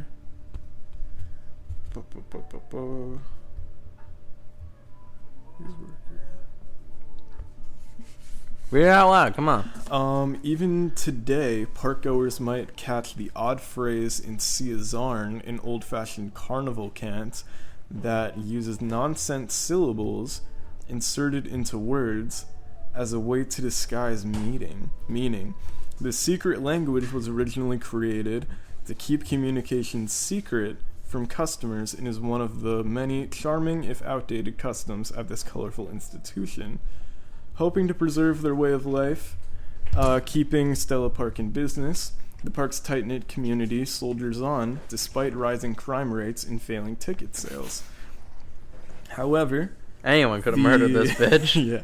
However, the park's famous Madame Oracle fortune-telling machine might say the future remains unclear, and the world waits for this paradise by the sea to sink. These old-timers are desperately counting on These Stella would be Park to great stay mac and afloat. cheese noodles. Nice. Me and Abby cooked Asian and Italian fusion today. Very nice. Okay. Also, this isn't a hot dog, it's kielbasa.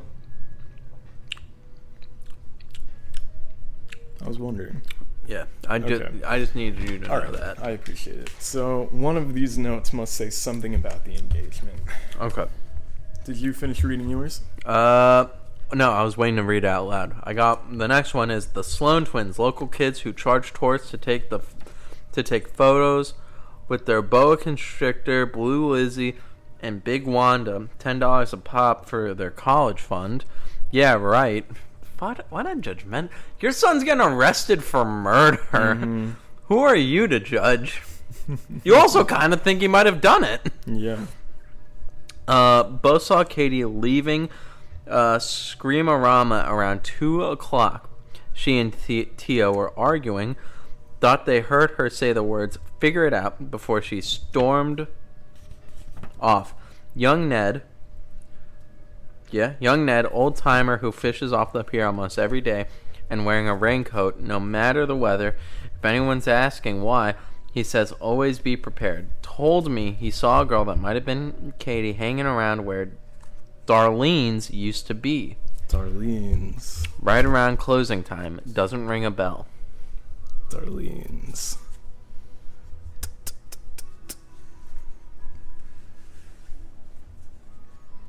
There isn't a Darlene's on here. There's a Daly's. Darlene's. Where'd she buy? Interesting. Okay, Darlene's is the keychain. Yes. Okay, so what used to be Darlene's? Huh. Okay, is that the end of yours? Because I'll read mine. Oh no, I have one more. I'm sorry. No, you're good. Rolanda Walker works at Shake That. Told me Kate. What? Shake That? What is that? I have no idea. It's a that is restaurant? not one of the quick bites. No. Real? Yeah. What the fuck could Shake That is a ride or attraction. Oh. 20. Where is that? Oh, isn't it the top one? You told me that was 20. Where the corner of the napkin is. No, that's 13. Oh.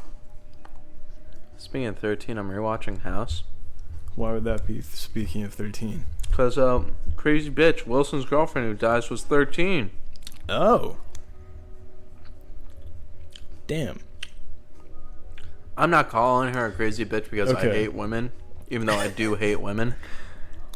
Okay. But that was her name, Cutthroat Bitch or 13. Shake That is a little pop-up carnival game, and it's pretty clear, or pretty close to the Screamorama. Okay. Just FYI. told me Katie dropped by sometime around 3:30 asking questions about the insurance payments Peter made to Vittens.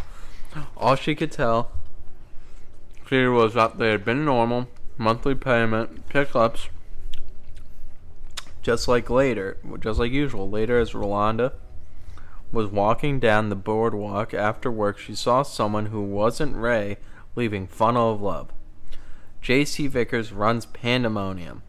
She said she heard someone screaming while she was cleaning up for the night, but figured it was just someone on another ride. Ever since she found out... Pandemonium is right next to Screamerama.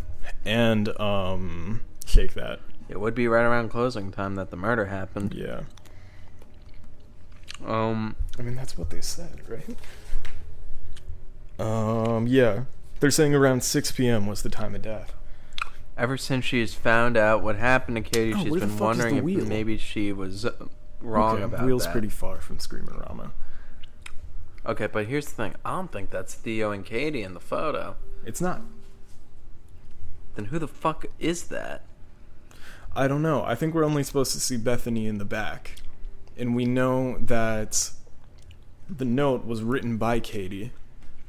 And if they're by the wheel, she gave that to Bethany. Yes. And she was at the arcade. What was the timeline? Because it says 2 hours. Okay, so whenever that was taken, she gave it to her 2 hours before. Hang on. Where's the note clipping? What day was the 21st? Katie stopped by. Alright, so he's referencing...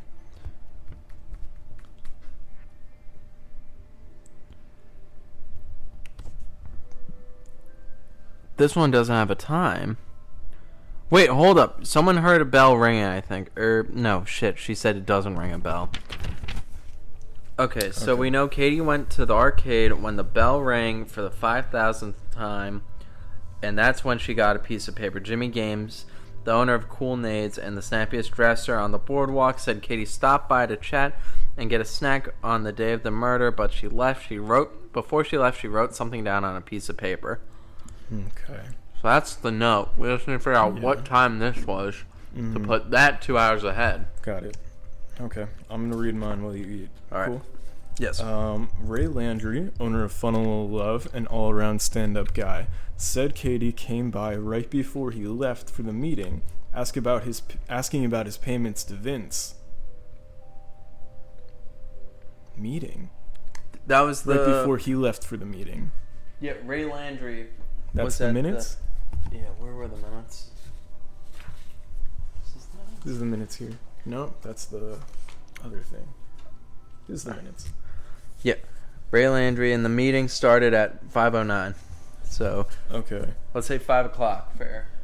Said Katie came by right before he left for the meeting, asking about his payments to Vince. Later that night, someone broke into the shop and cut open every single bag of flour. What a mess.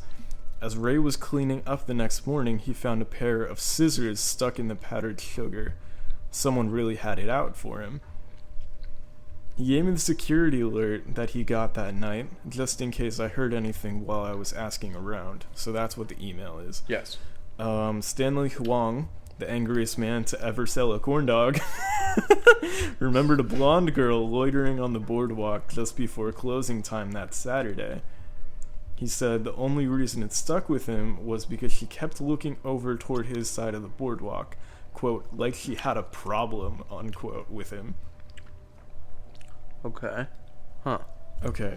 Corn dog. Is Katie blonde? I think so. You think the corn dog shop, can we assume that that's Diggity Dogs? Probably. Where's Diggity Dogs? That's what I'm trying to find out. That's number 8. And he said the other side of the boardwalk, which I guess would be here? Yeah, call it. What's that number next to it? 9. So 9 would be 1, 2, 3. Triton's Quest. Okay. That's the test your strength thing? Yes. Yeah, okay. Interesting. Because she had a problem with him. Thought she was holding some kind of box or tin. Alright. That was purchased at $3.53. Right. Okay. Interesting. Next paper. Andy Thurman, the vendor at Papa Joe's Popcorn. He didn't know Katie too well, but said he nearly knocked everything out of her hands when they ran into each other that day. He seemed worried and distant. Andy felt bad for her and gave her an empty popcorn bag to carry everything and child-sized lemonade to, quote, fix her up. So that belonged to her. What was everything that was in the popcorn bag? The ledger. So it sounds like she's been investigating her uncle to the racketeering thing. Yeah. Alright, we got So fortune slip, receipt, ledger page, arcade flyer, and note paper. wait, the arcade flyer was in the bag? Yes. Wait. Yeah? Then she didn't give it to Bethany. Bethany gave it to her. No, but she wrote something on a piece of paper. Unless she got... Oh, what the fuck? Alright, we missed a piece of evidence. Okay, well, this is the Screamorama confirm amounts and verify pickups. This is all coded. I don't know if that was Katie that wrote that. Katie could have written these. I'm talking about the lottery. Yeah. Lucky numbers on there. Well, hold up. But we think Katie wrote the... Those are just numbers. Shit. Yeah. If she had this on her, she was given this, for sure. Unless she wasn't able to deliver it yet. But we see that Bethany's there. Yeah, but she could have just gone there. Like, she could have just been walking so. by. Alright, where's an M? I don't know. That's a capital M, fuck you. The A's are the same. At and amount. The O's are different. Yeah, that's cursive. Well, the verified price is cursive. And then there's also... This can't be right somewhere. Plus the A swoops up at the end, connects the I. Yeah. Shit. I really think that was Bethany that wrote the note. He's mine and you know it. Okay. Then when did... Oh, then... Yeah. But she was at the arcade. She wrote something at the arcade. That's the piece of paper for the arcade. She wrote something at the arcade? Yeah. I thought... Todd Ferguson. Yeah, with Jimmy Games. Second paragraph. I thought that was when she bought a snack that she wrote something. Yeah, but Jimmy... Oh my fucking god. Take your time. Okay. That's all he remembers. Aren't you gonna say congratulations? Okay. Jimmy Games, owner of Cool Nanas in the snappiest restaurant on the boardwalk, said Katie stopped by to chat and get a snack on the day of the murder. So where is Cool Nanas? Okay. That's 6. 6 is where? Is that a Banana Hut reference from, Arrested Development? Yeah. Was it Banana Hut or Banana Shack? It was a banana stand. Oh. Where is Cool Nanas? 6. 6 is where? 6 is there. Okay. Before she left, she wrote something down on a piece of paper. So yeah, that wasn't at the arcade. That was at Cool Nanas. Where's Cool Nanas? Cool Nanas is there. Alright. I'm gonna assume it was this. Because this is at basically 4 o'clock. She would have had that. She would have, yeah. Yeah. Okay. She went on and on about how it was the worst gig ever. Wait. Where am I at? Okay.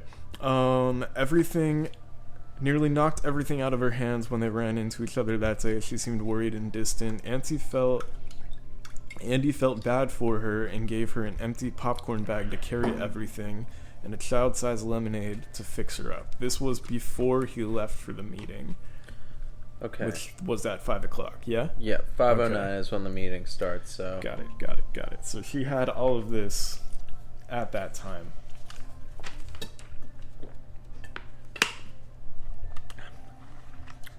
So if he was given this at 2 hours... Oh, hold up. If he was given this and told to meet at 2 hours, but Yeah. the park closes at 6... Yeah, but for guests, I'm sure employees could be there longer. Pass me the cocktail napkin. Yeah. Because I want to try and figure out who wrote this. Unless... No, it couldn't have been her that wrote that. Gave it to Rocco and told her to bring it to Vince. Yeah, where's Rocco in all this? Rocco was the one who gave it to him. Okay, let's see if I can find her. Yeah. Erica Singh, a local photographer who often works on the boardwalk. She was hired to take engagement photos at the Wheel of Wonder that Saturday afternoon. She went on and on about how it was the worst gig ever. The couple arrived late. People kept walking into the shots, and someone tried to swipe Erica's gear. After all that, they finally got some semi-usable photos right as the shoot ended shortly after 6 o'clock. Okay. So we see Bethany there. So she was given this at around 4. The receipt is also from 4. So we're starting to make a timeline. Yeah. Okay. So is Bethany there waiting, or is Bethany arriving?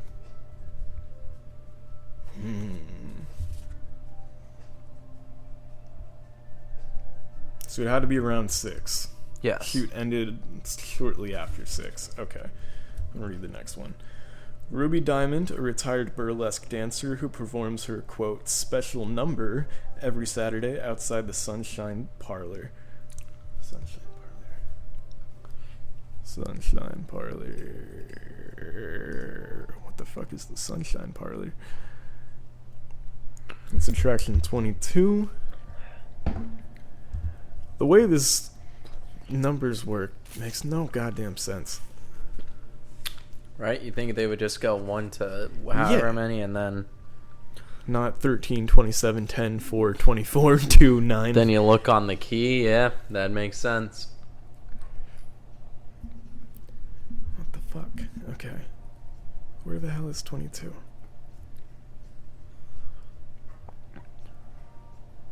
What the fuck? Where's 22? Oh. It's right next to the Funnel of Love. That's where the break-in happened. Okay. Okay. She saw Vince by the path? Oh, she saw Vince by the info booth sometime right before before park closing. Info booth. That's 5. 5 is right there. Okay. So that does place him near And that Funnel segment, of Love where the break-in happened. Okay. He was pacing around the area carrying a pair of scissors. So he was the one that broke in there and started... He had the scissors to do it. Cutting everything up. Okay.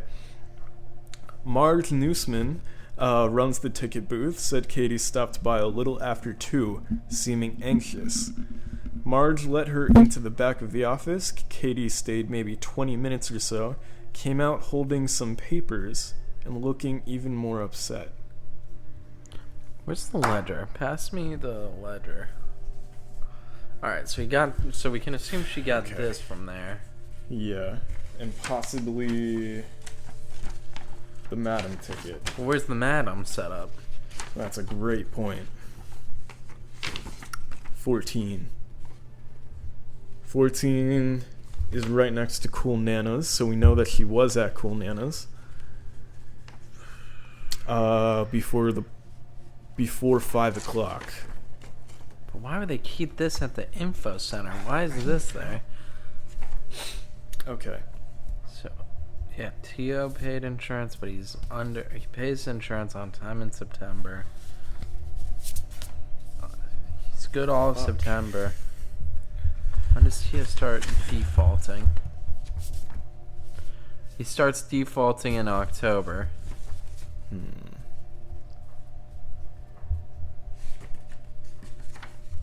So weird. Okay. I've got one more note. Did you go through all your notes? Yeah. Okay. Addison Vega and Trina Walker, Bethany's best frenemies.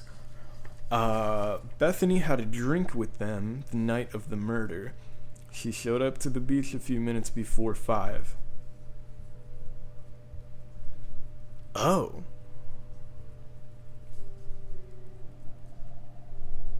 Huh. That can't be all they said. What do you mean? What else is it say? Is Oh, that no, it? I'm just trying to think. So she got there after 5. Or she got there before 5. Yeah, but she could have come back. She's at the beach, and then... Because the Ferris wheel's right here. Could be... Yeah. Okay, interesting. Wearing Tio's old Screamorama hoodie. Kept talking trash about Katie, accusing her of stealing Tio and saying she deserved what was coming to her. After about 40 minutes, Bethany left, looking like she was ready to cut someone. So that's when she went to The there. Ferris wheel, yeah.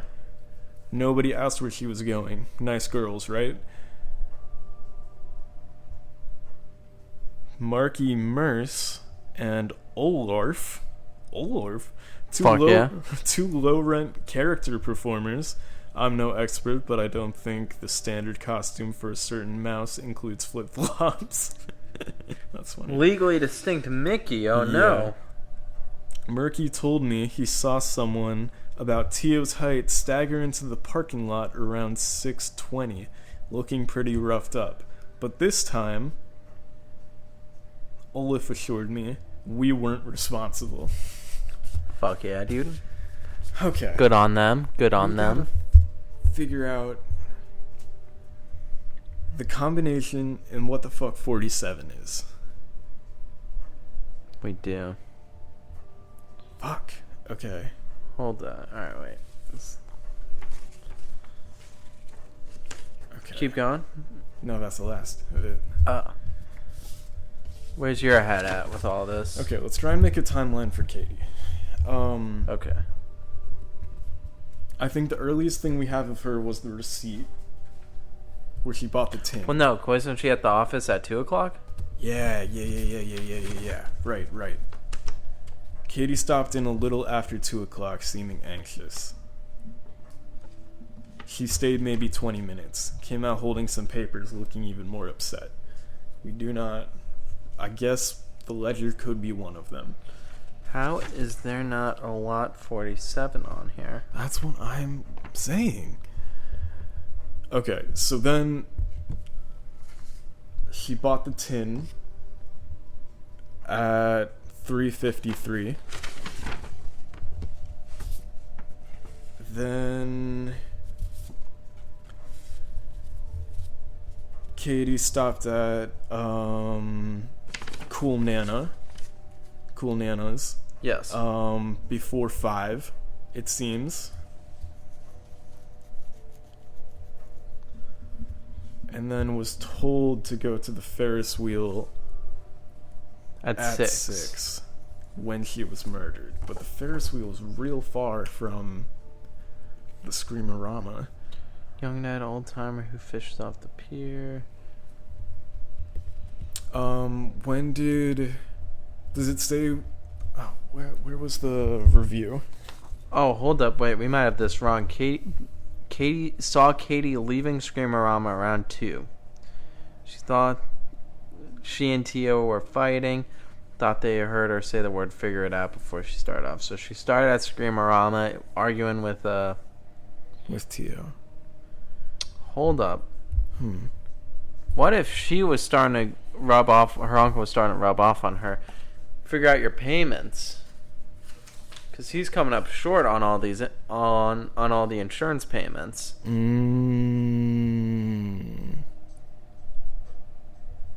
I could see that. Yeah. So if that's when they were together, he also could have given this to her. What does that say? Okay, looks like you were right. Right about what?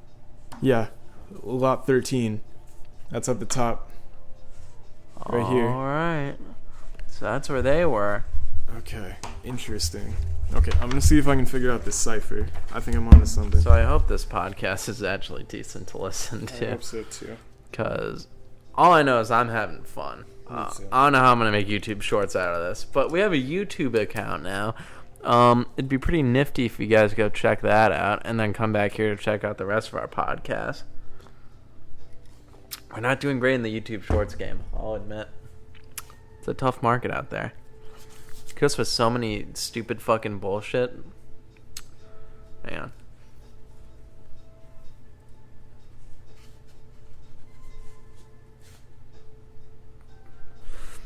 It's just tough to keep up with a market. Right now, I barely know how to edit and all that, so it's like trying to do that and also keep the podcast entertaining and keep it cheap and all this shit. It's very hard nowadays, but what else is new with me?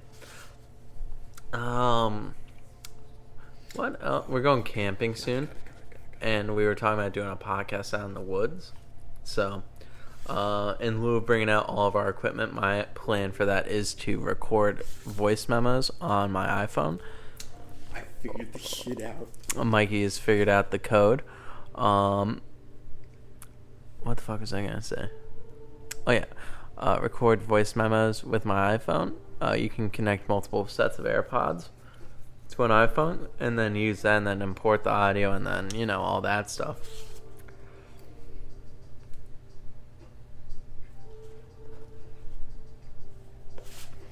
Might need an image to post on this for the YouTube. Also need to make another fake account for that AI website we use to get our clips.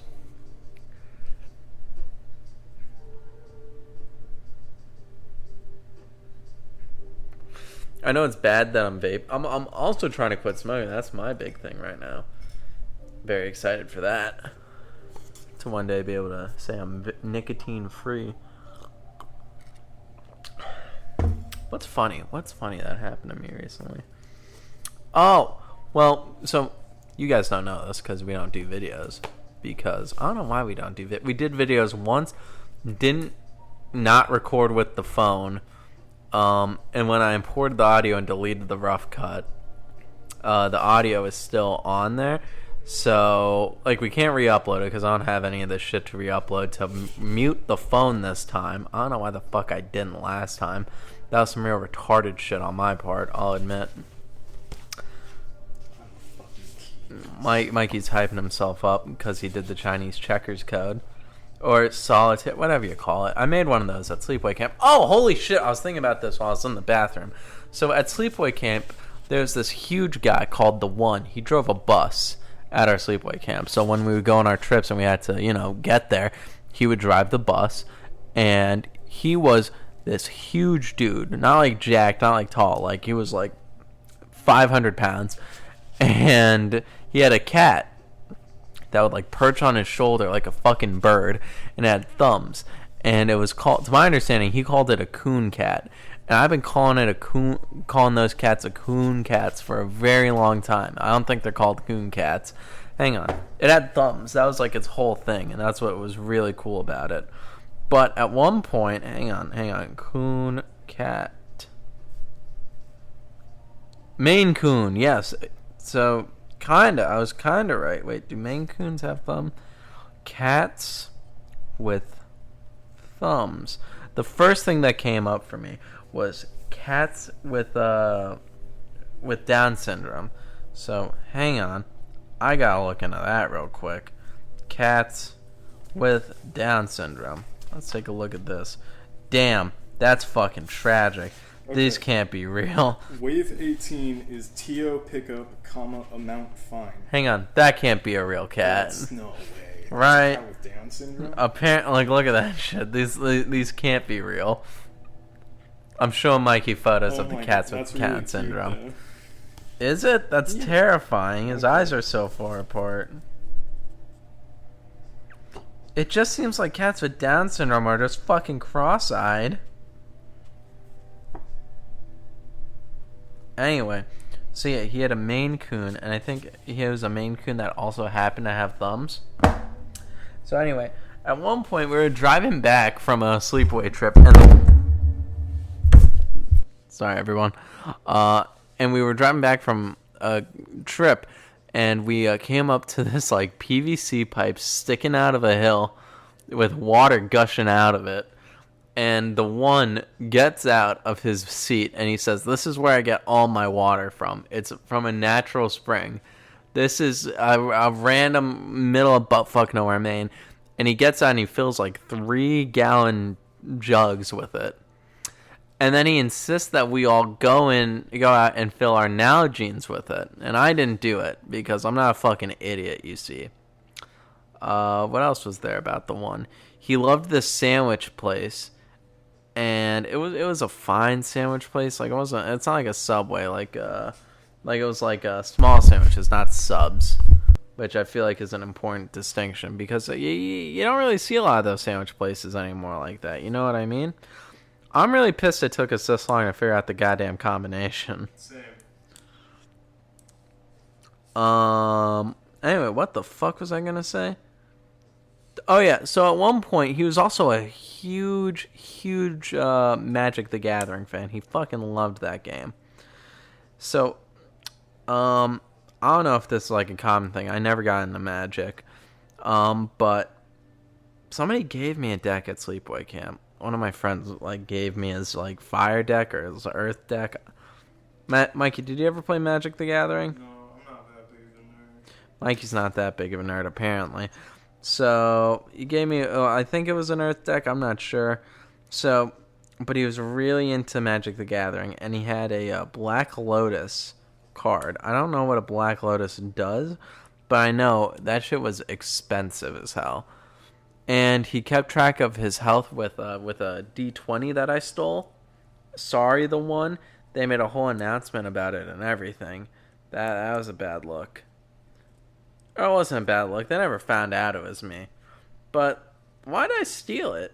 Who was I doing that for? Why did I take this man's fucking D20 so he could play Children in Magic and accurately keep track of his health? This is taking Mikey a while to fucking decode. I got a vamp for a while. How's it going, Mikey? Good. Are we any closer to figuring out who did it? This is interesting. What's going on? Where are we at? Okay, so the first cipher, it says wave 18, TO pickup, amount fine. The second cipher, it says wave 26, T collected, payment okay. Wave 24, D not T, question mark, question mark. Robert said he's sure. I don't know what that means. There's a lot of ciphers left. Alright, 18, insurance, Dwayne. Who did 18? Okay, 18, TO pickup, amount fine. Alright, Tio picked up from Dwayne for $500. Yeah, then you got the full And amount. it's paid? Okay, 26. Another one from Dwayne, fine amount. Interesting. And the wave 24. I don't know what 24. wave, trident, shell, and trident mean. Hang on, 24. Yeah, I don't have a 24 on here. But lot 24. Of course, it's the fucking first one on the next page. Jesus Christ.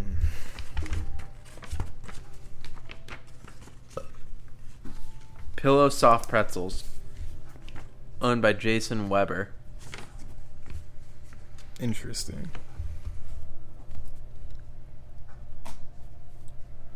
Dwayne also used to be the owner of Delilah's. Is that that's on the keychain? No, that's Darlene's. Delilah's? Or is it Delays? Delays. Delays is Quick Bites number 7, which is right next to the Screamerama. Oh, but hang on, lot 6 used to be Darlene's. Lot 6 used to be Darlene's, Yes. but we don't know what the lots are. Delays used to be Darlene's.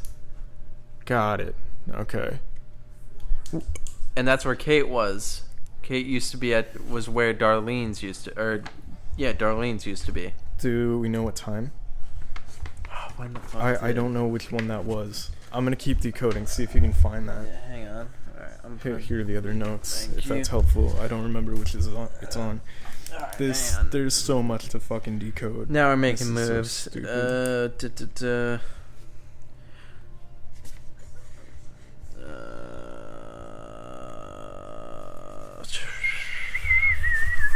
Hang on. Okay. The retired burlesque dancer. Where the fuck? What backwards? 20 minutes. Hang on. I think it was one of mine then. Wait, weren't there 7 notes? There should have been. Is this more than 4? Yeah, it's 4. All right. Wait, it's 4? Did I you read had all 4? Hold on. Yeah, alright, hold up. Young Ned, old timer who fishes off the pier almost every day and wears a raincoat no matter the weather. If anyone asks, says always be prepared. Told me he saw a girl who might have been Kate hanging around Darlene's, where Darlene's used to be, right around closing time. Okay. So she was at Delaley's around 6 o'clock. That does place her next to Screamin' Rama. Oh, the plot thickens. So it doesn't seem like she went to go see Bethany. No, unless she might have been starting to head that way. Then got Maybe. murdered. Maybe. I don't know. I'm gonna keep decoding. So these give me the heebie-jeebies when we're doing these.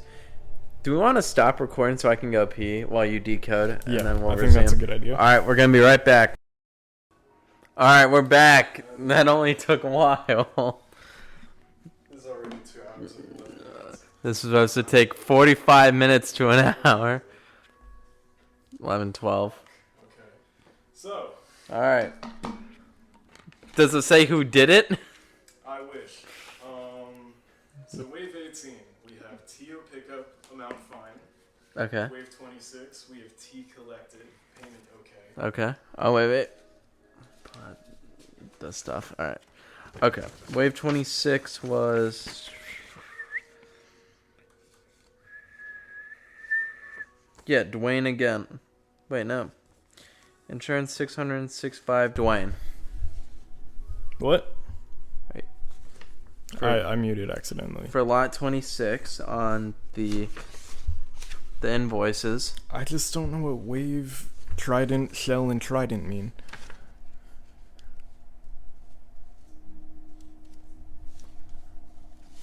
It's these. Wave, trident, shell, trident.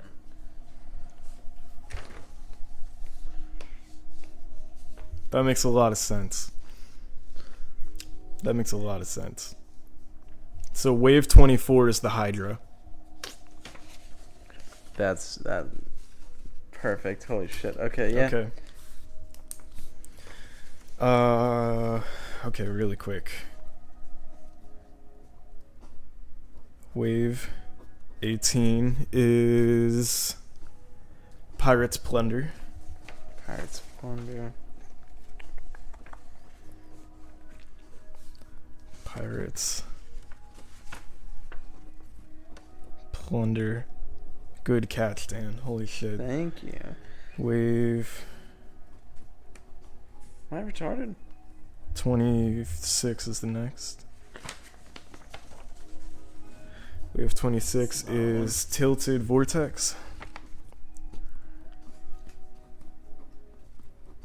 Tilted Vortex. Oh, since you can't see it, there's a legend on the bottom of the map. Wave is for rides and attractions. Shell is fun and games. Trident is quick bites.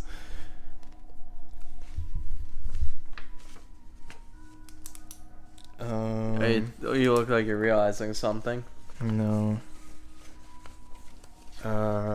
Wave 24 is the Hydra.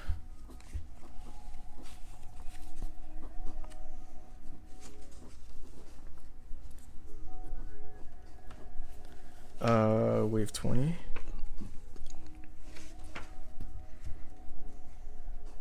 is Snake That. Did we have something that mentioned snake that? No, not yet. Not that I'm aware of. Okay. Shake that. Shake that. Was it snake that? Did we This find definitely shake says that? snake that. Have we seen shake that yet? Maybe 'Cause it it might have been cursive and I misread it. Yeah, that's it, what it I'm was one of saying. these. See if you can find it. While I do the rest of these.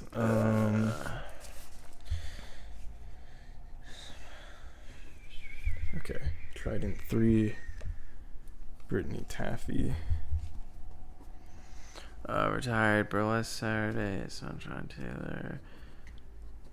Brittany Vince on the info booth. Taffy. Shell 6 is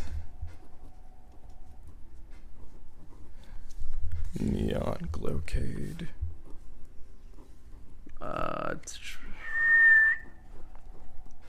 Anyway, T10 Funnel of Love. who the fuck mentions shake that? Who Okay, I'm T13. saying? Who I wonder?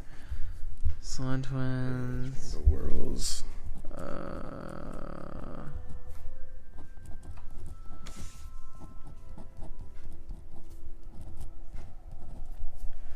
And Trident 6. Hey, look on that just to confirm. It goes wave 18, Yep. wave 26, Yep. wave 24, Yep. wave 20, Yep. Trident 3, Yep. Shell 6, Yes. Trident 10, Yep. Trident 13, Yes. Trident 6. Yes. Okay. This isn't just a mistake. Yeah. Okay. So now we have the full cipher. Okay. So, for Pirates Plunder, It was Snake That. Rolanda Walker works at Snake That told me Kate dropped by sometime around 3:30, asking questions about the insurance payments Peter made to Vince. All she could tell Katie was that they'd been normal monthly pickups, just like usual. Later, Rolanda was walking down the boardwalk after work and saw someone who wasn't Ray leaving Funnel of Love, which was probably Vince after he trashed the place. Okay. So, Pirates Plunder, Tio pickup, amount fine. Okay. Tilted Vortex, T collected, payment okay. Okay, so that's probably going to be T.O. Yeah. The Hydra, the Hydra, D not T, question mark, question mark. Okay. So Dwayne. Snake That, T, comma, normal. Okay. Brittany Taffy, Dwayne, comma, amount okay. Neon Glowcade just says correct. Funnel of Love, D, not T again. Okay. Rainbow Whirls, Isabella says definitely D, but swears her payment wasn't short. Dewey the account or This guy. is who picked up. Okay. Yeah. The photo of that guy. What's his name? Dwayne. Yeah, Dwayne. Yeah. Okay. Okay, so this must be...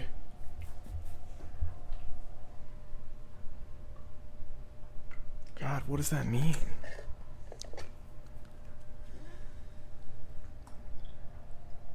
Okay, and then T6. Again, ledger is wrong. Need to tell Tio. Okay. Okay, so it's... How many of those? 1, 2, 3, 4, 5, 6, 7, 8, 9.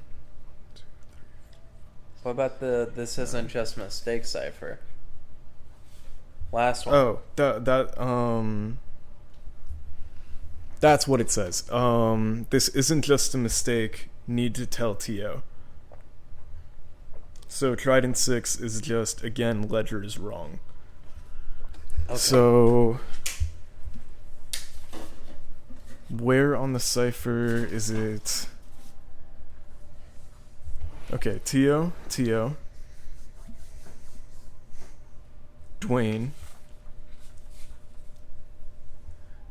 Tio, Dwayne. Tio. No, Guys, we're about to finally figure this fucking mystery out. Fuck. I'm so excited. Well, are we? Me and Mikey still need to be decent detectives. I'd say we're being pretty good. Tio, Dwayne. Tio, Dwayne. No, fuck.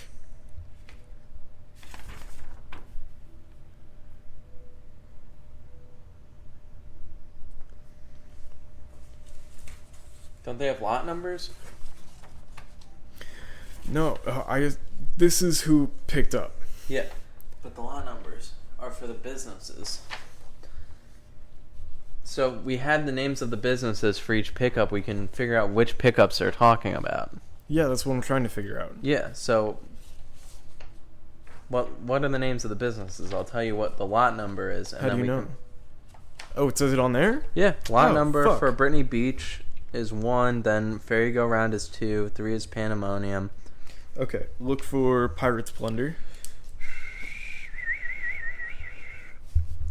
You can give me 2 or 3 at a time. Pirates Plunder, Tilted Vortex, The Hydra, Snake That, Brittany Taffy, Mr. Neon Glowcade. Alright, Pirates Plunder is 29. Pirates Plunder, lot 29. Twin Tornadoes, was that one of them? No. Tilted Vortex? Tilted Vortex was 45. Lot 45. Lover's Lane is 47. Lover's Lane? Yeah. We don't have that. The Hydra? Hades Fury, Hydra.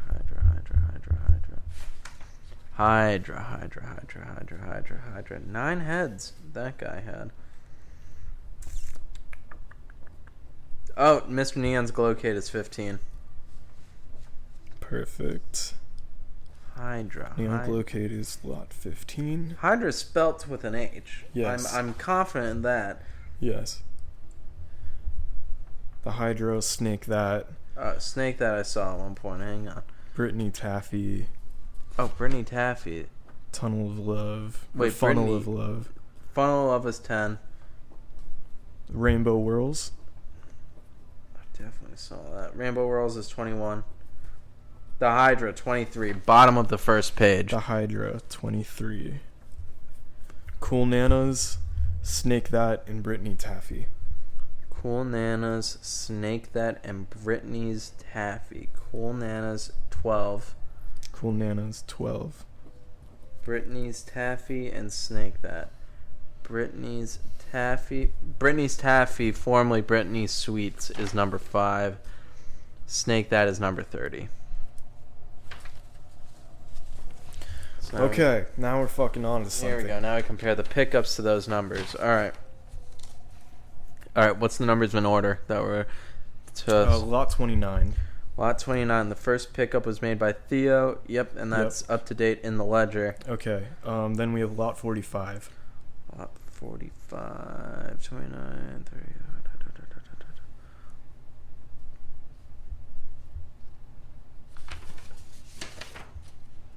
I assume these would all be in the same month. Nope. Lot 45. That was a pickup by Dwayne. Correct.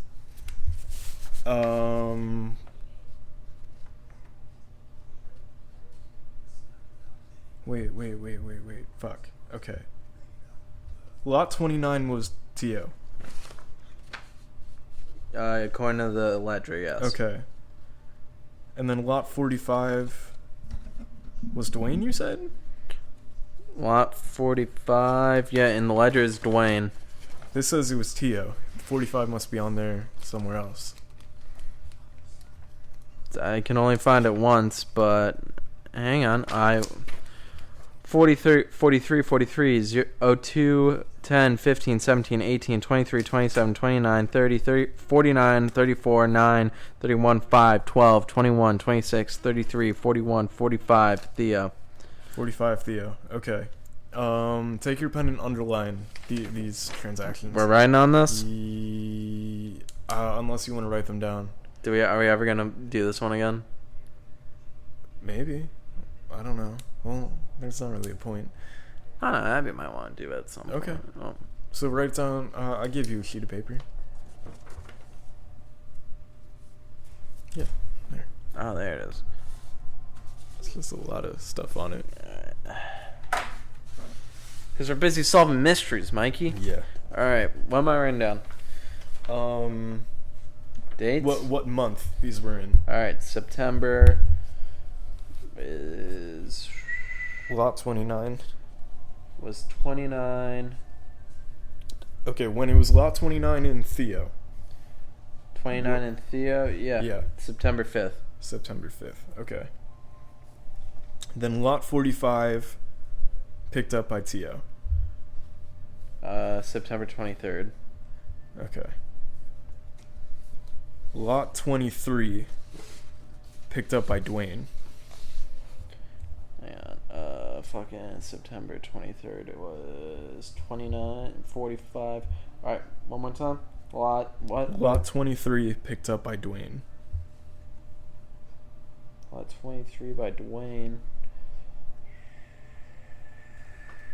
That's going to be in October. Interesting. Lot 23 by Dwayne. Theo.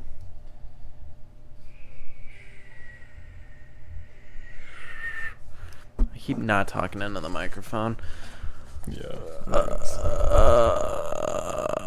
Yeah, everything with 23 is done by Theo in the ledger so far. There are multiple? Yeah. Fuck. Well, one was in September, one was in October. And then...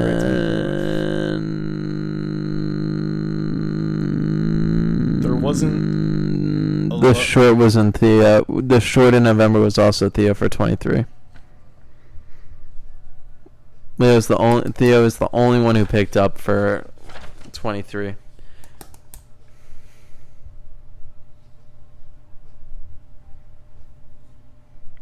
Are you sure it's 23? Yeah. A second time? Well, no, that was 29.45. Yeah.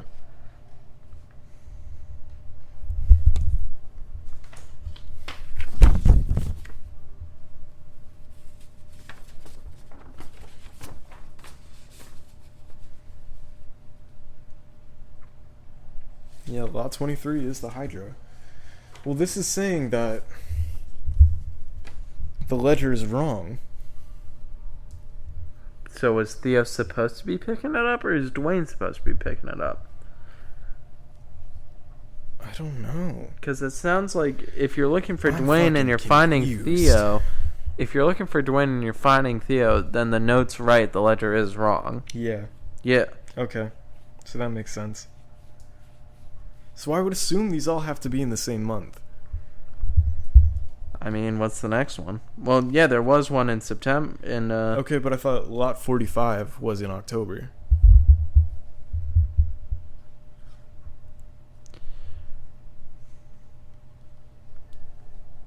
Hang on. Okay. Yeah, no. It was September 23rd, yeah. Oh, okay. I told you, yeah. Lot 45 is in September. Yeah, September 23rd. Okay. Lot 23 was in September. But that says it was picked up by Theo. Yeah, that was the 5th. Okay. Lot 30. Hang on, 9-5, 23. Okay. Alright, 30. That should be Theo.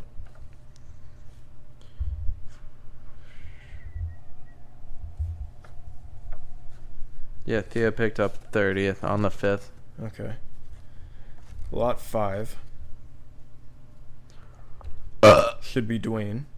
Lot 5, insurance on the 23rd was Dwayne. Okay. Okay. And then dash on the 23rd. It was lot 5. lot 15.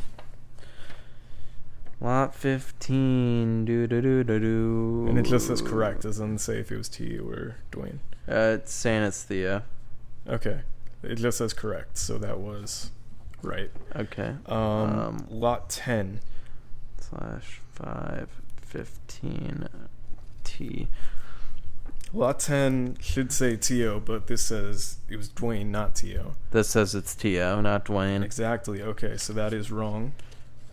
Alright, fucking A. 10 was 9/5. And then lot 21. So it was T.O. and not Dwayne? Or was it Dwayne, not T.O.? For lot 10? Yeah. Yeah, it was Dwayne, not T.O. She confirmed.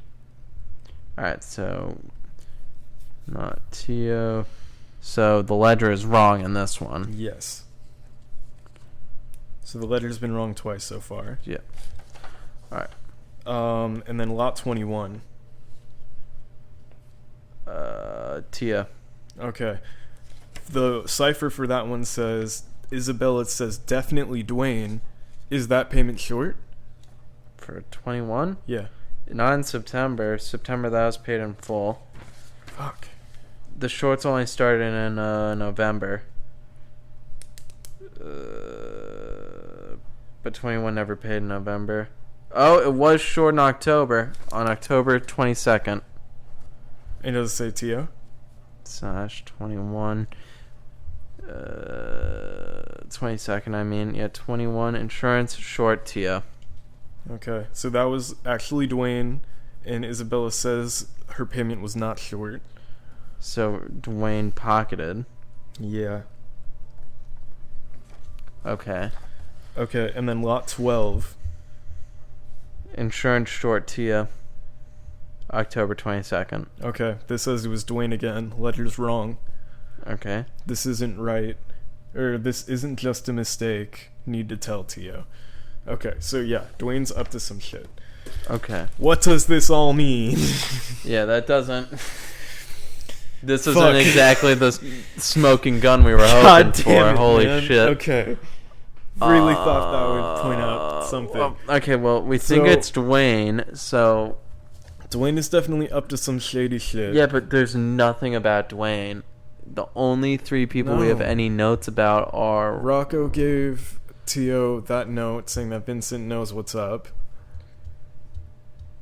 So alright. My theory right Yeah. now. Dwayne figures out what's going on, tells Rocco that Theo is dipping. Okay. Rocco beats the shit out of Tio. It's asking for my password. What is that? It says there's a software update, but we can't update it right Oh now. yeah, fuck that. Okay. Do you think these have anything to do with this? I have no idea. 'Cause there's...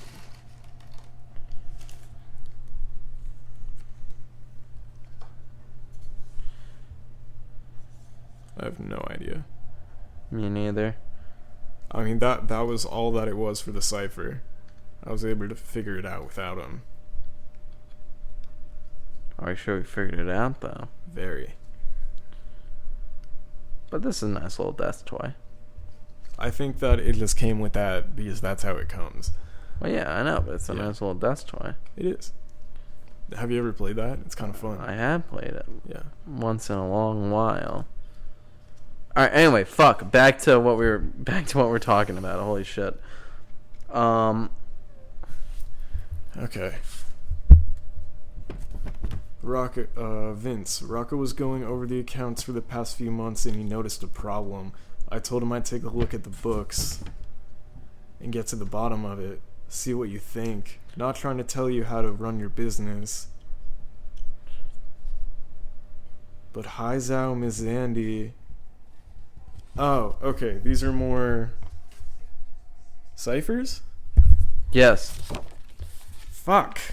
But what's the code? We don't have any directions.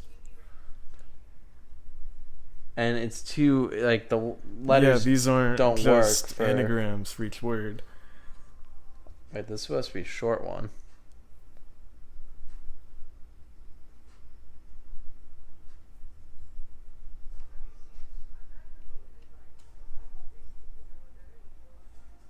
Fuck, it works. Okay.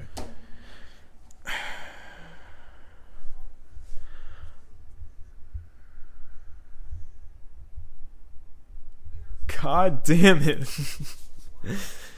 It's 11:35. Okay, hang on. This has been a 2.5 hour podcast. 45 minutes, 45 Mikey. minutes my ass. 45 minutes my ass. Hang on. Alright, so this was obviously from... Okay. What's it say about him on that thing? Okay, Dwayne James Daly. So that's DJ. Yeah. Wait, okay, so who wrote this? I think This that says was, need to tell Tio. I would imagine that's his girlfriend. Katie. But in that letter, it's Dwayne that says he's going to investigate the letter being wrong. Right? Yeah, but she could have rechecked his work. Okay. Unless Fuck. she... Okay. Dwayne runs the Boardwalk's Frozen Custard Shop, which has been in his family for years. It used to be one of the most popular stands. Or but these Rocco. days... Rocco was the bookkeeper. Rocco was the bookkeeper? Yeah. Okay. Needs to tell Tio, got Tio the note. Yeah. Okay. Tio got the note from Rocco. Okay. Rocco's telling Tio that He calls himself Vincent Vince's knows what's going on. go-to guy, but honestly, who knows what he does besides shake down the owner-operators for Vince and push people around. He's always struck me as more of a bruiser than an accountant. Yep. I definitely wouldn't want him to show up at my door if I were late on a payment to Vince. The only thing those insurance payments cover is making sure someone like Rocco doesn't break your legs.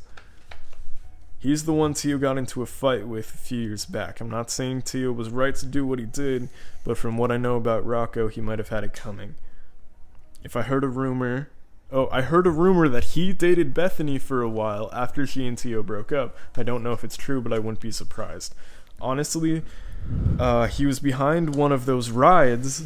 He was behind one of the rides at 550 on the day of Katie's murder. Is Lover's Lane a ride? Lover's Lane? Yeah, because he's saying, meet me at 47.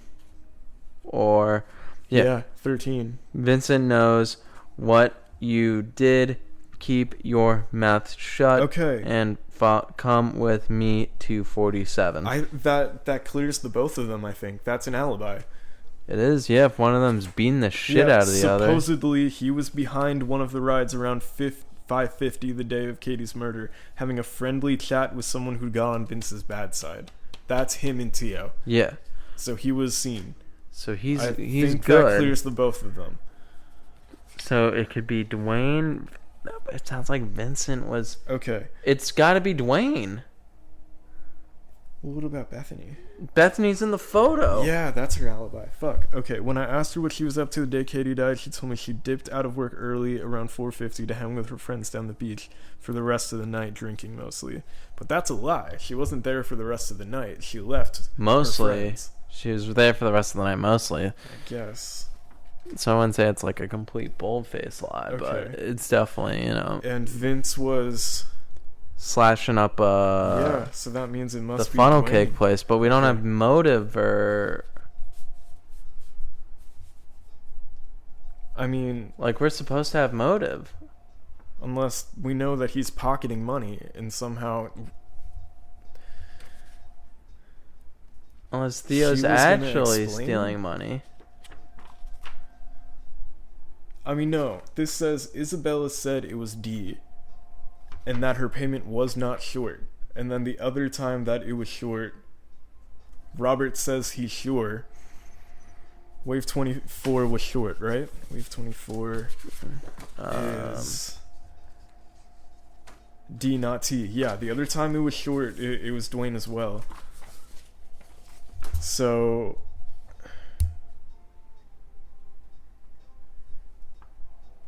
Where did it say she was writing down on a piece of paper? Let's do the timeline for Katie again. Okay, can't. Fuck. Okay, so... Alright. 2 o'clock... Write this down. Okay. Alright. Okay. Alright, I know 2 o'clock she was at Screamorama. Fighting with Tia. Okay.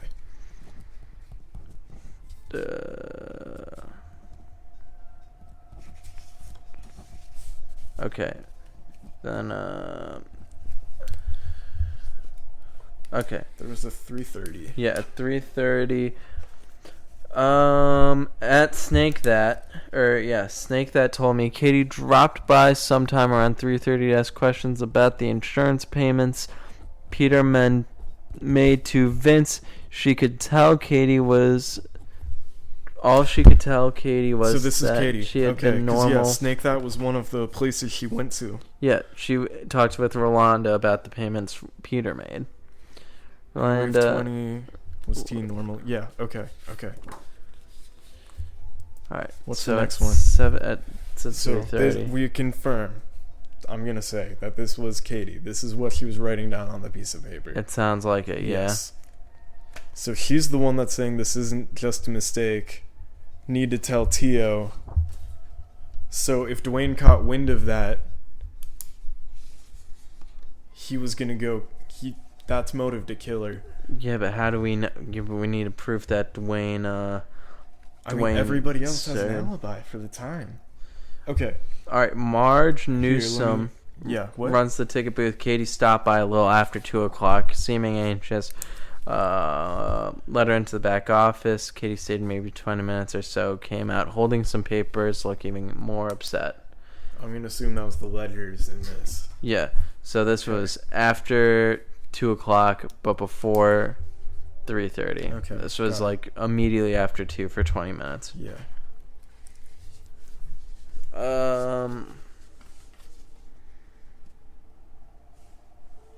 Alright, Addison Vega and Trina Walker, Bethany's best friends, had a drink with themselves the night of the murder. She showed up to the beach a few minutes before 5 o'clock wearing Tia's old Screamorama hoodie.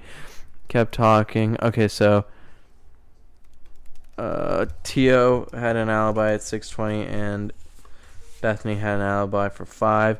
Ray Laundrie, owner of the Funnel of Love, around one guy said Katie came by right before he left for the meeting. So at 5 o'clock, she's at Funnel of Love. 5 o'clock, Funnel of Love? Yeah.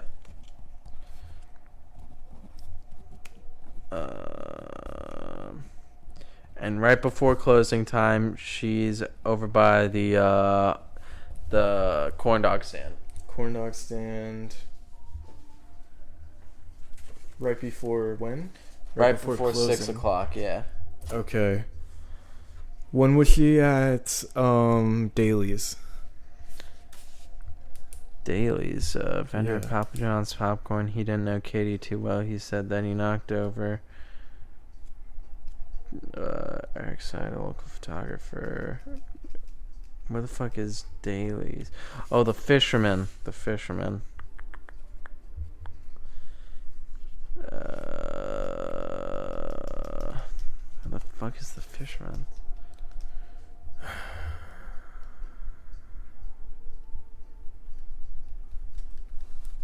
Where the fuck is the fisherman's note?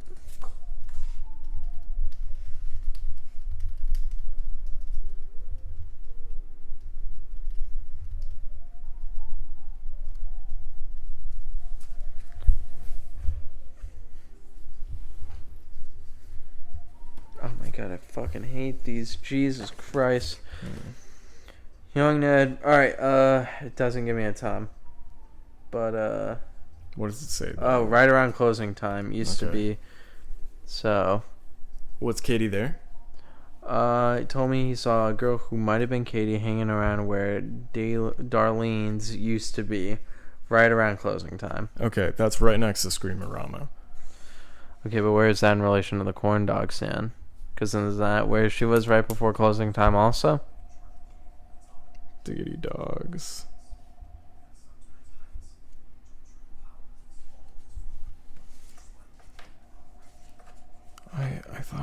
it with something. Eight. Yeah, it's right next to it. It goes Diggity Dogs, Dailies, and then Screamerama. Diggity Dogs, Dailies, Screamerama. They're all right next to each other. Okay, so if she was in front of Dailies, So she was what way was walking she that looking way. when she was looking at Diggity Dog? Bethany was on the beach. Maybe she saw her coming. Because Bethany also left at like 5:50. I think. We know it's him. We just can't fucking prove it. Okay, we have to... Fuck. That was probably loud. Okay, let me look through this again. He has a reputation for being a snitch. Not sure if it's true, but I said he's got a history with the police. Then again, so do a lot of people on the boardwalk. Katie worked with him for a while until she reported him to the health department last summer for having rats in his food storage area. Can't imagine that was good for business. Let's just say he wasn't her biggest fan. I overheard him telling Rocco he was closing up shop at the time of the murder. He said he left the boardwalk at the same time he does every day around 6:30, which is after the murder. Yes. So we just can't keep track of him. We have to find a way to decipher this. I do want to get a hint. Yeah. Alright, we're getting a hint. This might be our best or worst podcast we've ever done. I don't know, dude.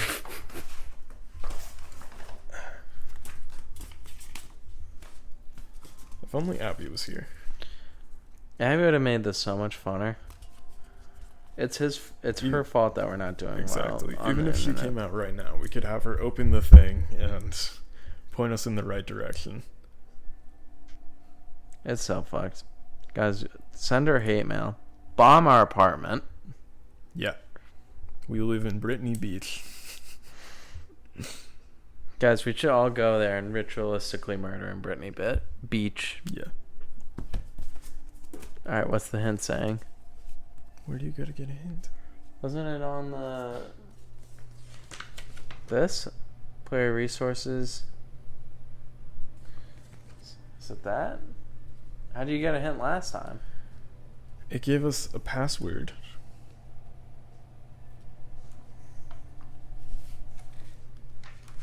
Hints and reveals.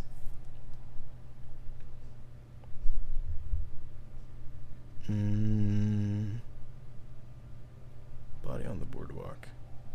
What's the password?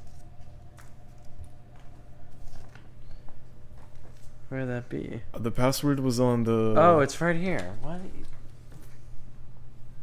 God damn it. I think if we ever do this again, we gotta do unsolved case files. Yeah, for like the checkpoints. Yeah, those were so much better. Yeah. This one has been good. These are really, like, they're really good. Like, they're really fun. Yeah. But, oh my god, dude. This shit when, like, you're just missing one piece of evidence. Is this what it's like being a real cop? Like, you can't convict the child murderer because, alright, you're moving a lot. But, what's going on? This says, this newspaper article hint, this document provides hints about deciphering a coded message that appears in one of the other documents in this box. Oh, yeah. What?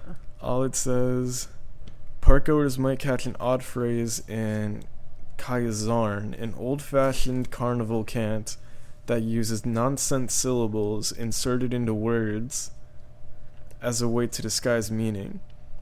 This secret language was originally created to keep communication secret from customers and is one of the charming, if not outdated, customs at this colorful institution. Kayazarn. How many chances does... Are you just singing out the Isa? He... I wasn't even doing that, but yeah. I'd teach him No, what? I teach Shays. Oh, that's that kid a lesson if I were you. What does it say? I'm sorry. All right.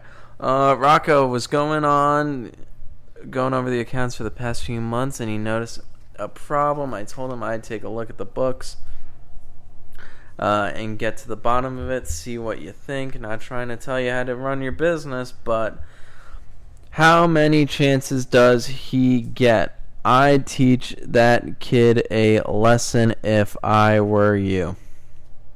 DJ.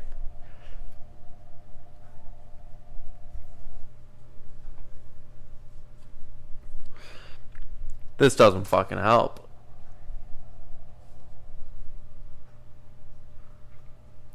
What's the next hint?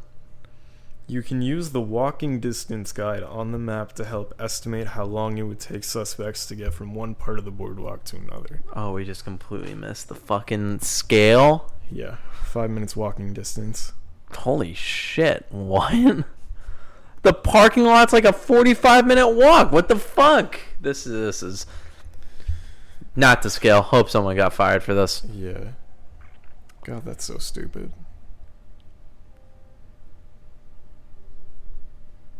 These are all right next to each other. They're all within a 5-minute walk for sure. Yeah. Okay, I'm gonna keep looking.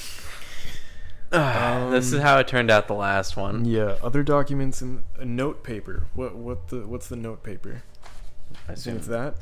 that. Other documents in this box should help you decipher the coded messages here. You may want to check the boardwalk map first. I think that was for like lot numbers. That was this note paper. Okay, yeah, we got that. That we did. That we nailed without any help, which I think huge. Absolutely. I really like these. Yeah. I really like these, except when we get to the last fucking part and we're missing something. Mm-hmm. So I guess I don't like these. I guess so. we're doing these wrong. Maybe.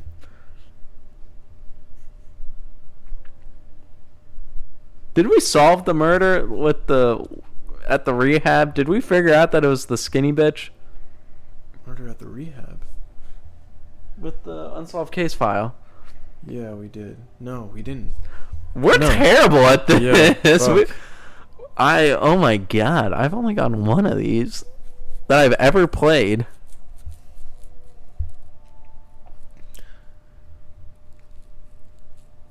Okay. The hints about the cars are and can't used by the carnival workers relates to the note found inside the locked tin. Yeah.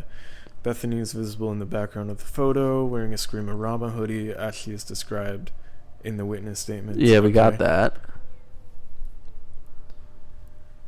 The message on the napkin is encoded by arranging the letters for each word in alphabetical order. Okay, got it. For example, the word test would be written as ESTT. Okay. Code.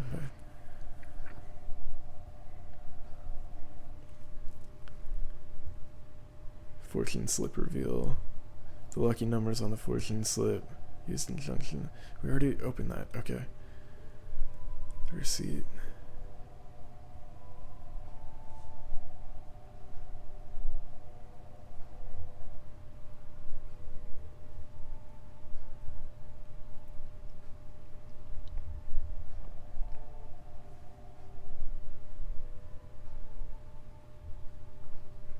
Do you think getting away with murder is easy? If we're the detectives, yes. Well, no, I would have just arrested Theo. Yeah. I'm a lazy asshole. I'd absolutely send that kid to prison for the rest of his life.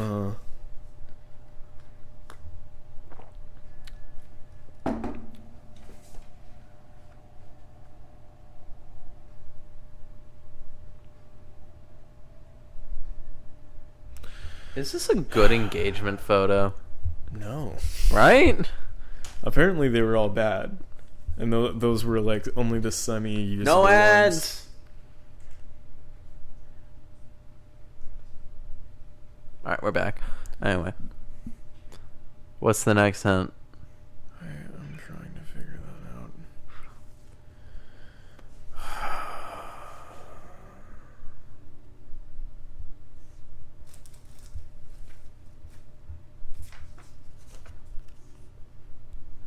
Oh, it's a buzzsaw. I thought the skull had hair. Honestly, that's more creepy to me. Like the hair coming out of the skull. Thought that was hair. That would be scarier. Right?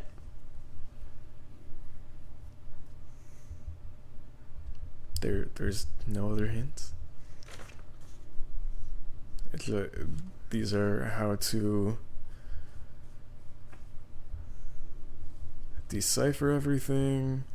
The lot numbers listed on the rental log correspond to those on the ledger. Determining who owns an attraction with a lot number will tell you who is making the corresponding payment listed on the ledger. Okay, we figured that out. Yeah, we got that one. How many chances does he get? I'd teach a kid a lesson if I were you. Got that, yeah. Cool.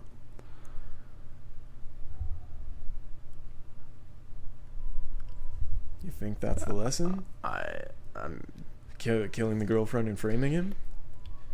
killing your niece? It seems like DJ took it into his own hands. Dwayne. Yeah, but Dwayne had to have known that she was his niece, right? There's no way he couldn't have. I mean, we have nothing else.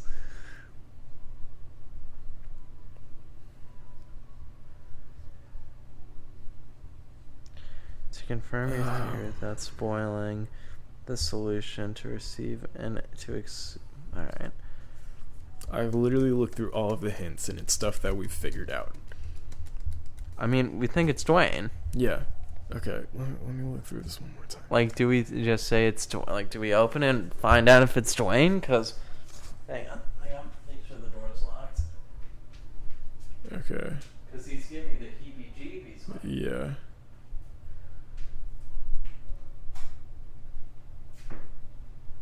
Also turned on the hall light.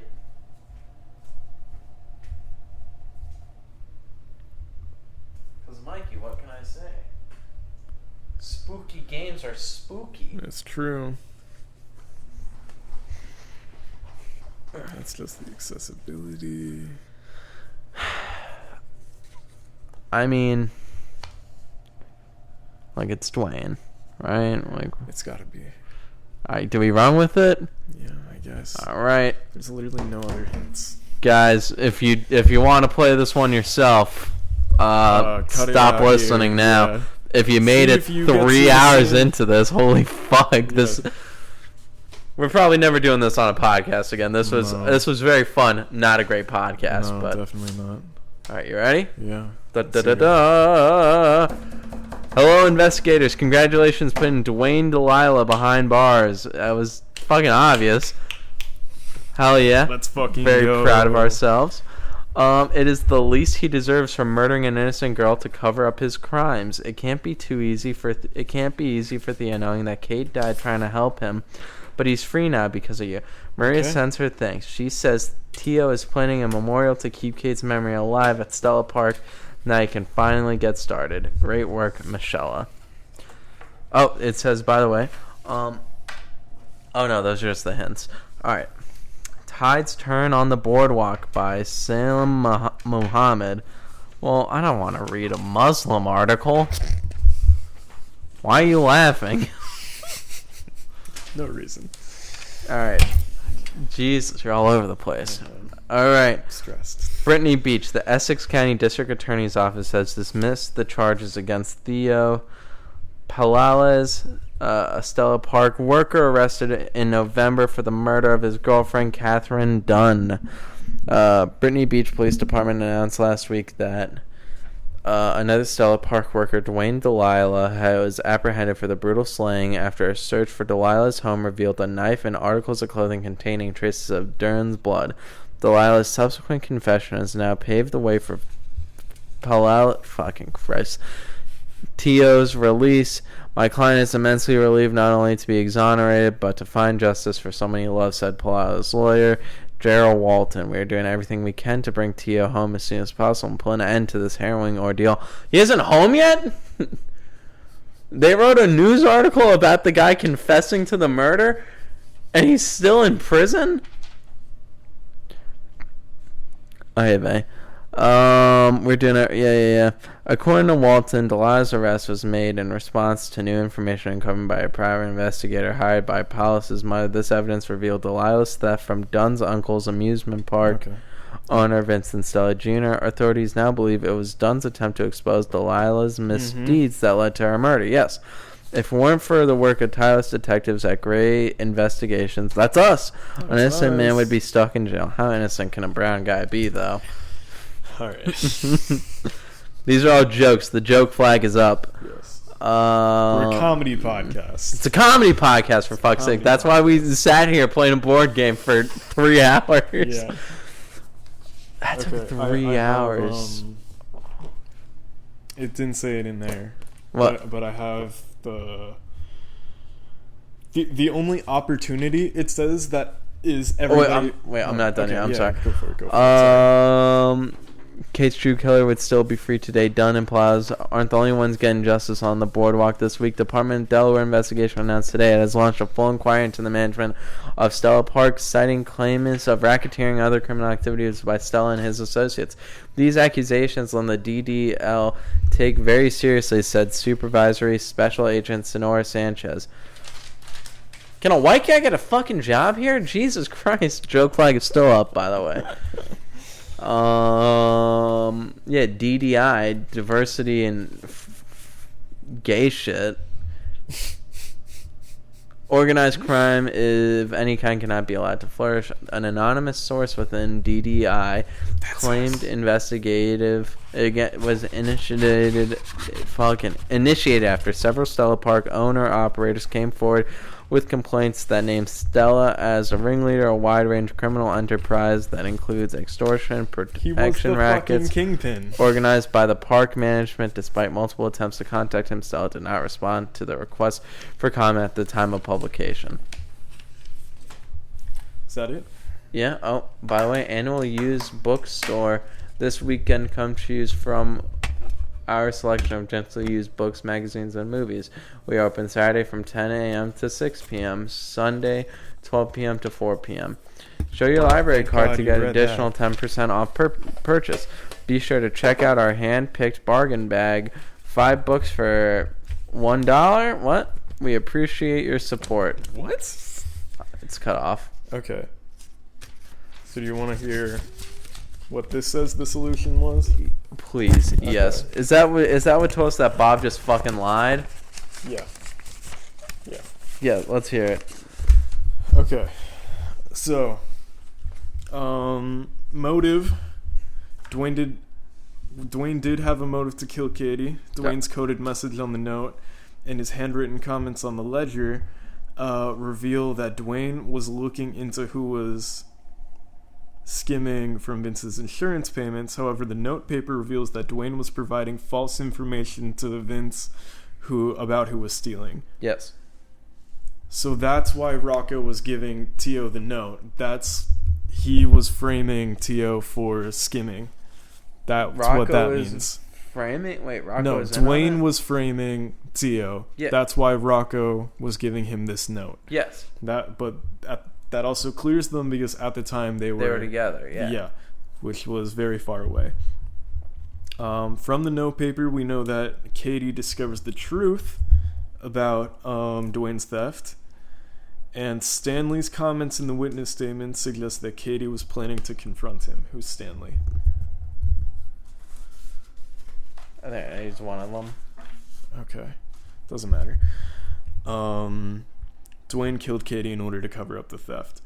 So, the means, Dwayne can be connected to the scene of the crime. The keychain discovered by T.O. belongs to an old concession stand called Darlene's. The rental log shows that Dwayne is now the owner of the shop that used to be Darlene's, making him the only suspect who would be likely to own a keychain with the shop's name on it. That's the only evidence. That's dumb. Other than motive. Opportunity. Dwayne had the opportunity to kill Katie. In the suspect profiles, he claims he was in his shop until 6:30, which cannot be corroborated by any outside evidence. Dwayne is the only suspect whose alibi cannot be confirmed. So we were right. So yeah, it was just confirming that nobody else Was with him. there, and he's just unaccounted for. So we did do it. We did it. We did Yeah. do it. No, we figured it out. We didn't. The only thing we didn't put together was the keychain thing, but Not bad. I enjoy these. Actually, too. honest to God, pretty this good. one was good. The last one was good. fucking stupid. Yes, it was, but this one was good. All right. Are we putting this back the way it was originally? I'm trying to. So Here's the lock. Pass me the popcorn bag. yeah, that goes in there. Did the review go in there in the minutes or? No. Oh, you already put everything back in here? Yeah. Okay. Fuck. Oh, this goes in there. Right. Along And the note from Vince. the note from Vince. And the peg game board. We can keep that out. Yeah, that's. Yeah. I need that for my desk, Mikey. Okay, so here, throw the lock. At where? Well, fuck no. That's actually a pretty essential part of. Okay. You have the little baggies still? Ah, fucking no. Yeah, it doesn't matter. It doesn't matter. Who It's the fine. fuck's replaying this? If they need to, we can reassemble it. Do you want the keychain? No, do you? I have so much shit on my keys. I was gonna take the donut. Go for it. All right, thanks for listening, everybody. Yeah, this one was. Hope This you was. figured it out. This along one was with us. definitely a podcast. Can't take that away from us. Thank you guys for help bringing Katie's killer to justice. I still I'm think it going was to go to Kia. bed. He was white, Dan. It couldn't have been him. No, That was a you're bit. right. That was a You're joke. right. That was a joke. Whoa, Mikey, that's kind of a fucked up Shut the opinion. fuck up, You know Tim. I'm dating a black woman. Anyway, good night. Good night. Thanks for listening. Oh wait, check us Free- out on YouTube. We're doing shorts now, please. and TikTok and Instagram. I kind of forget to do this shit on TikTok and Instagram. $60 podcast. Cool. Bye.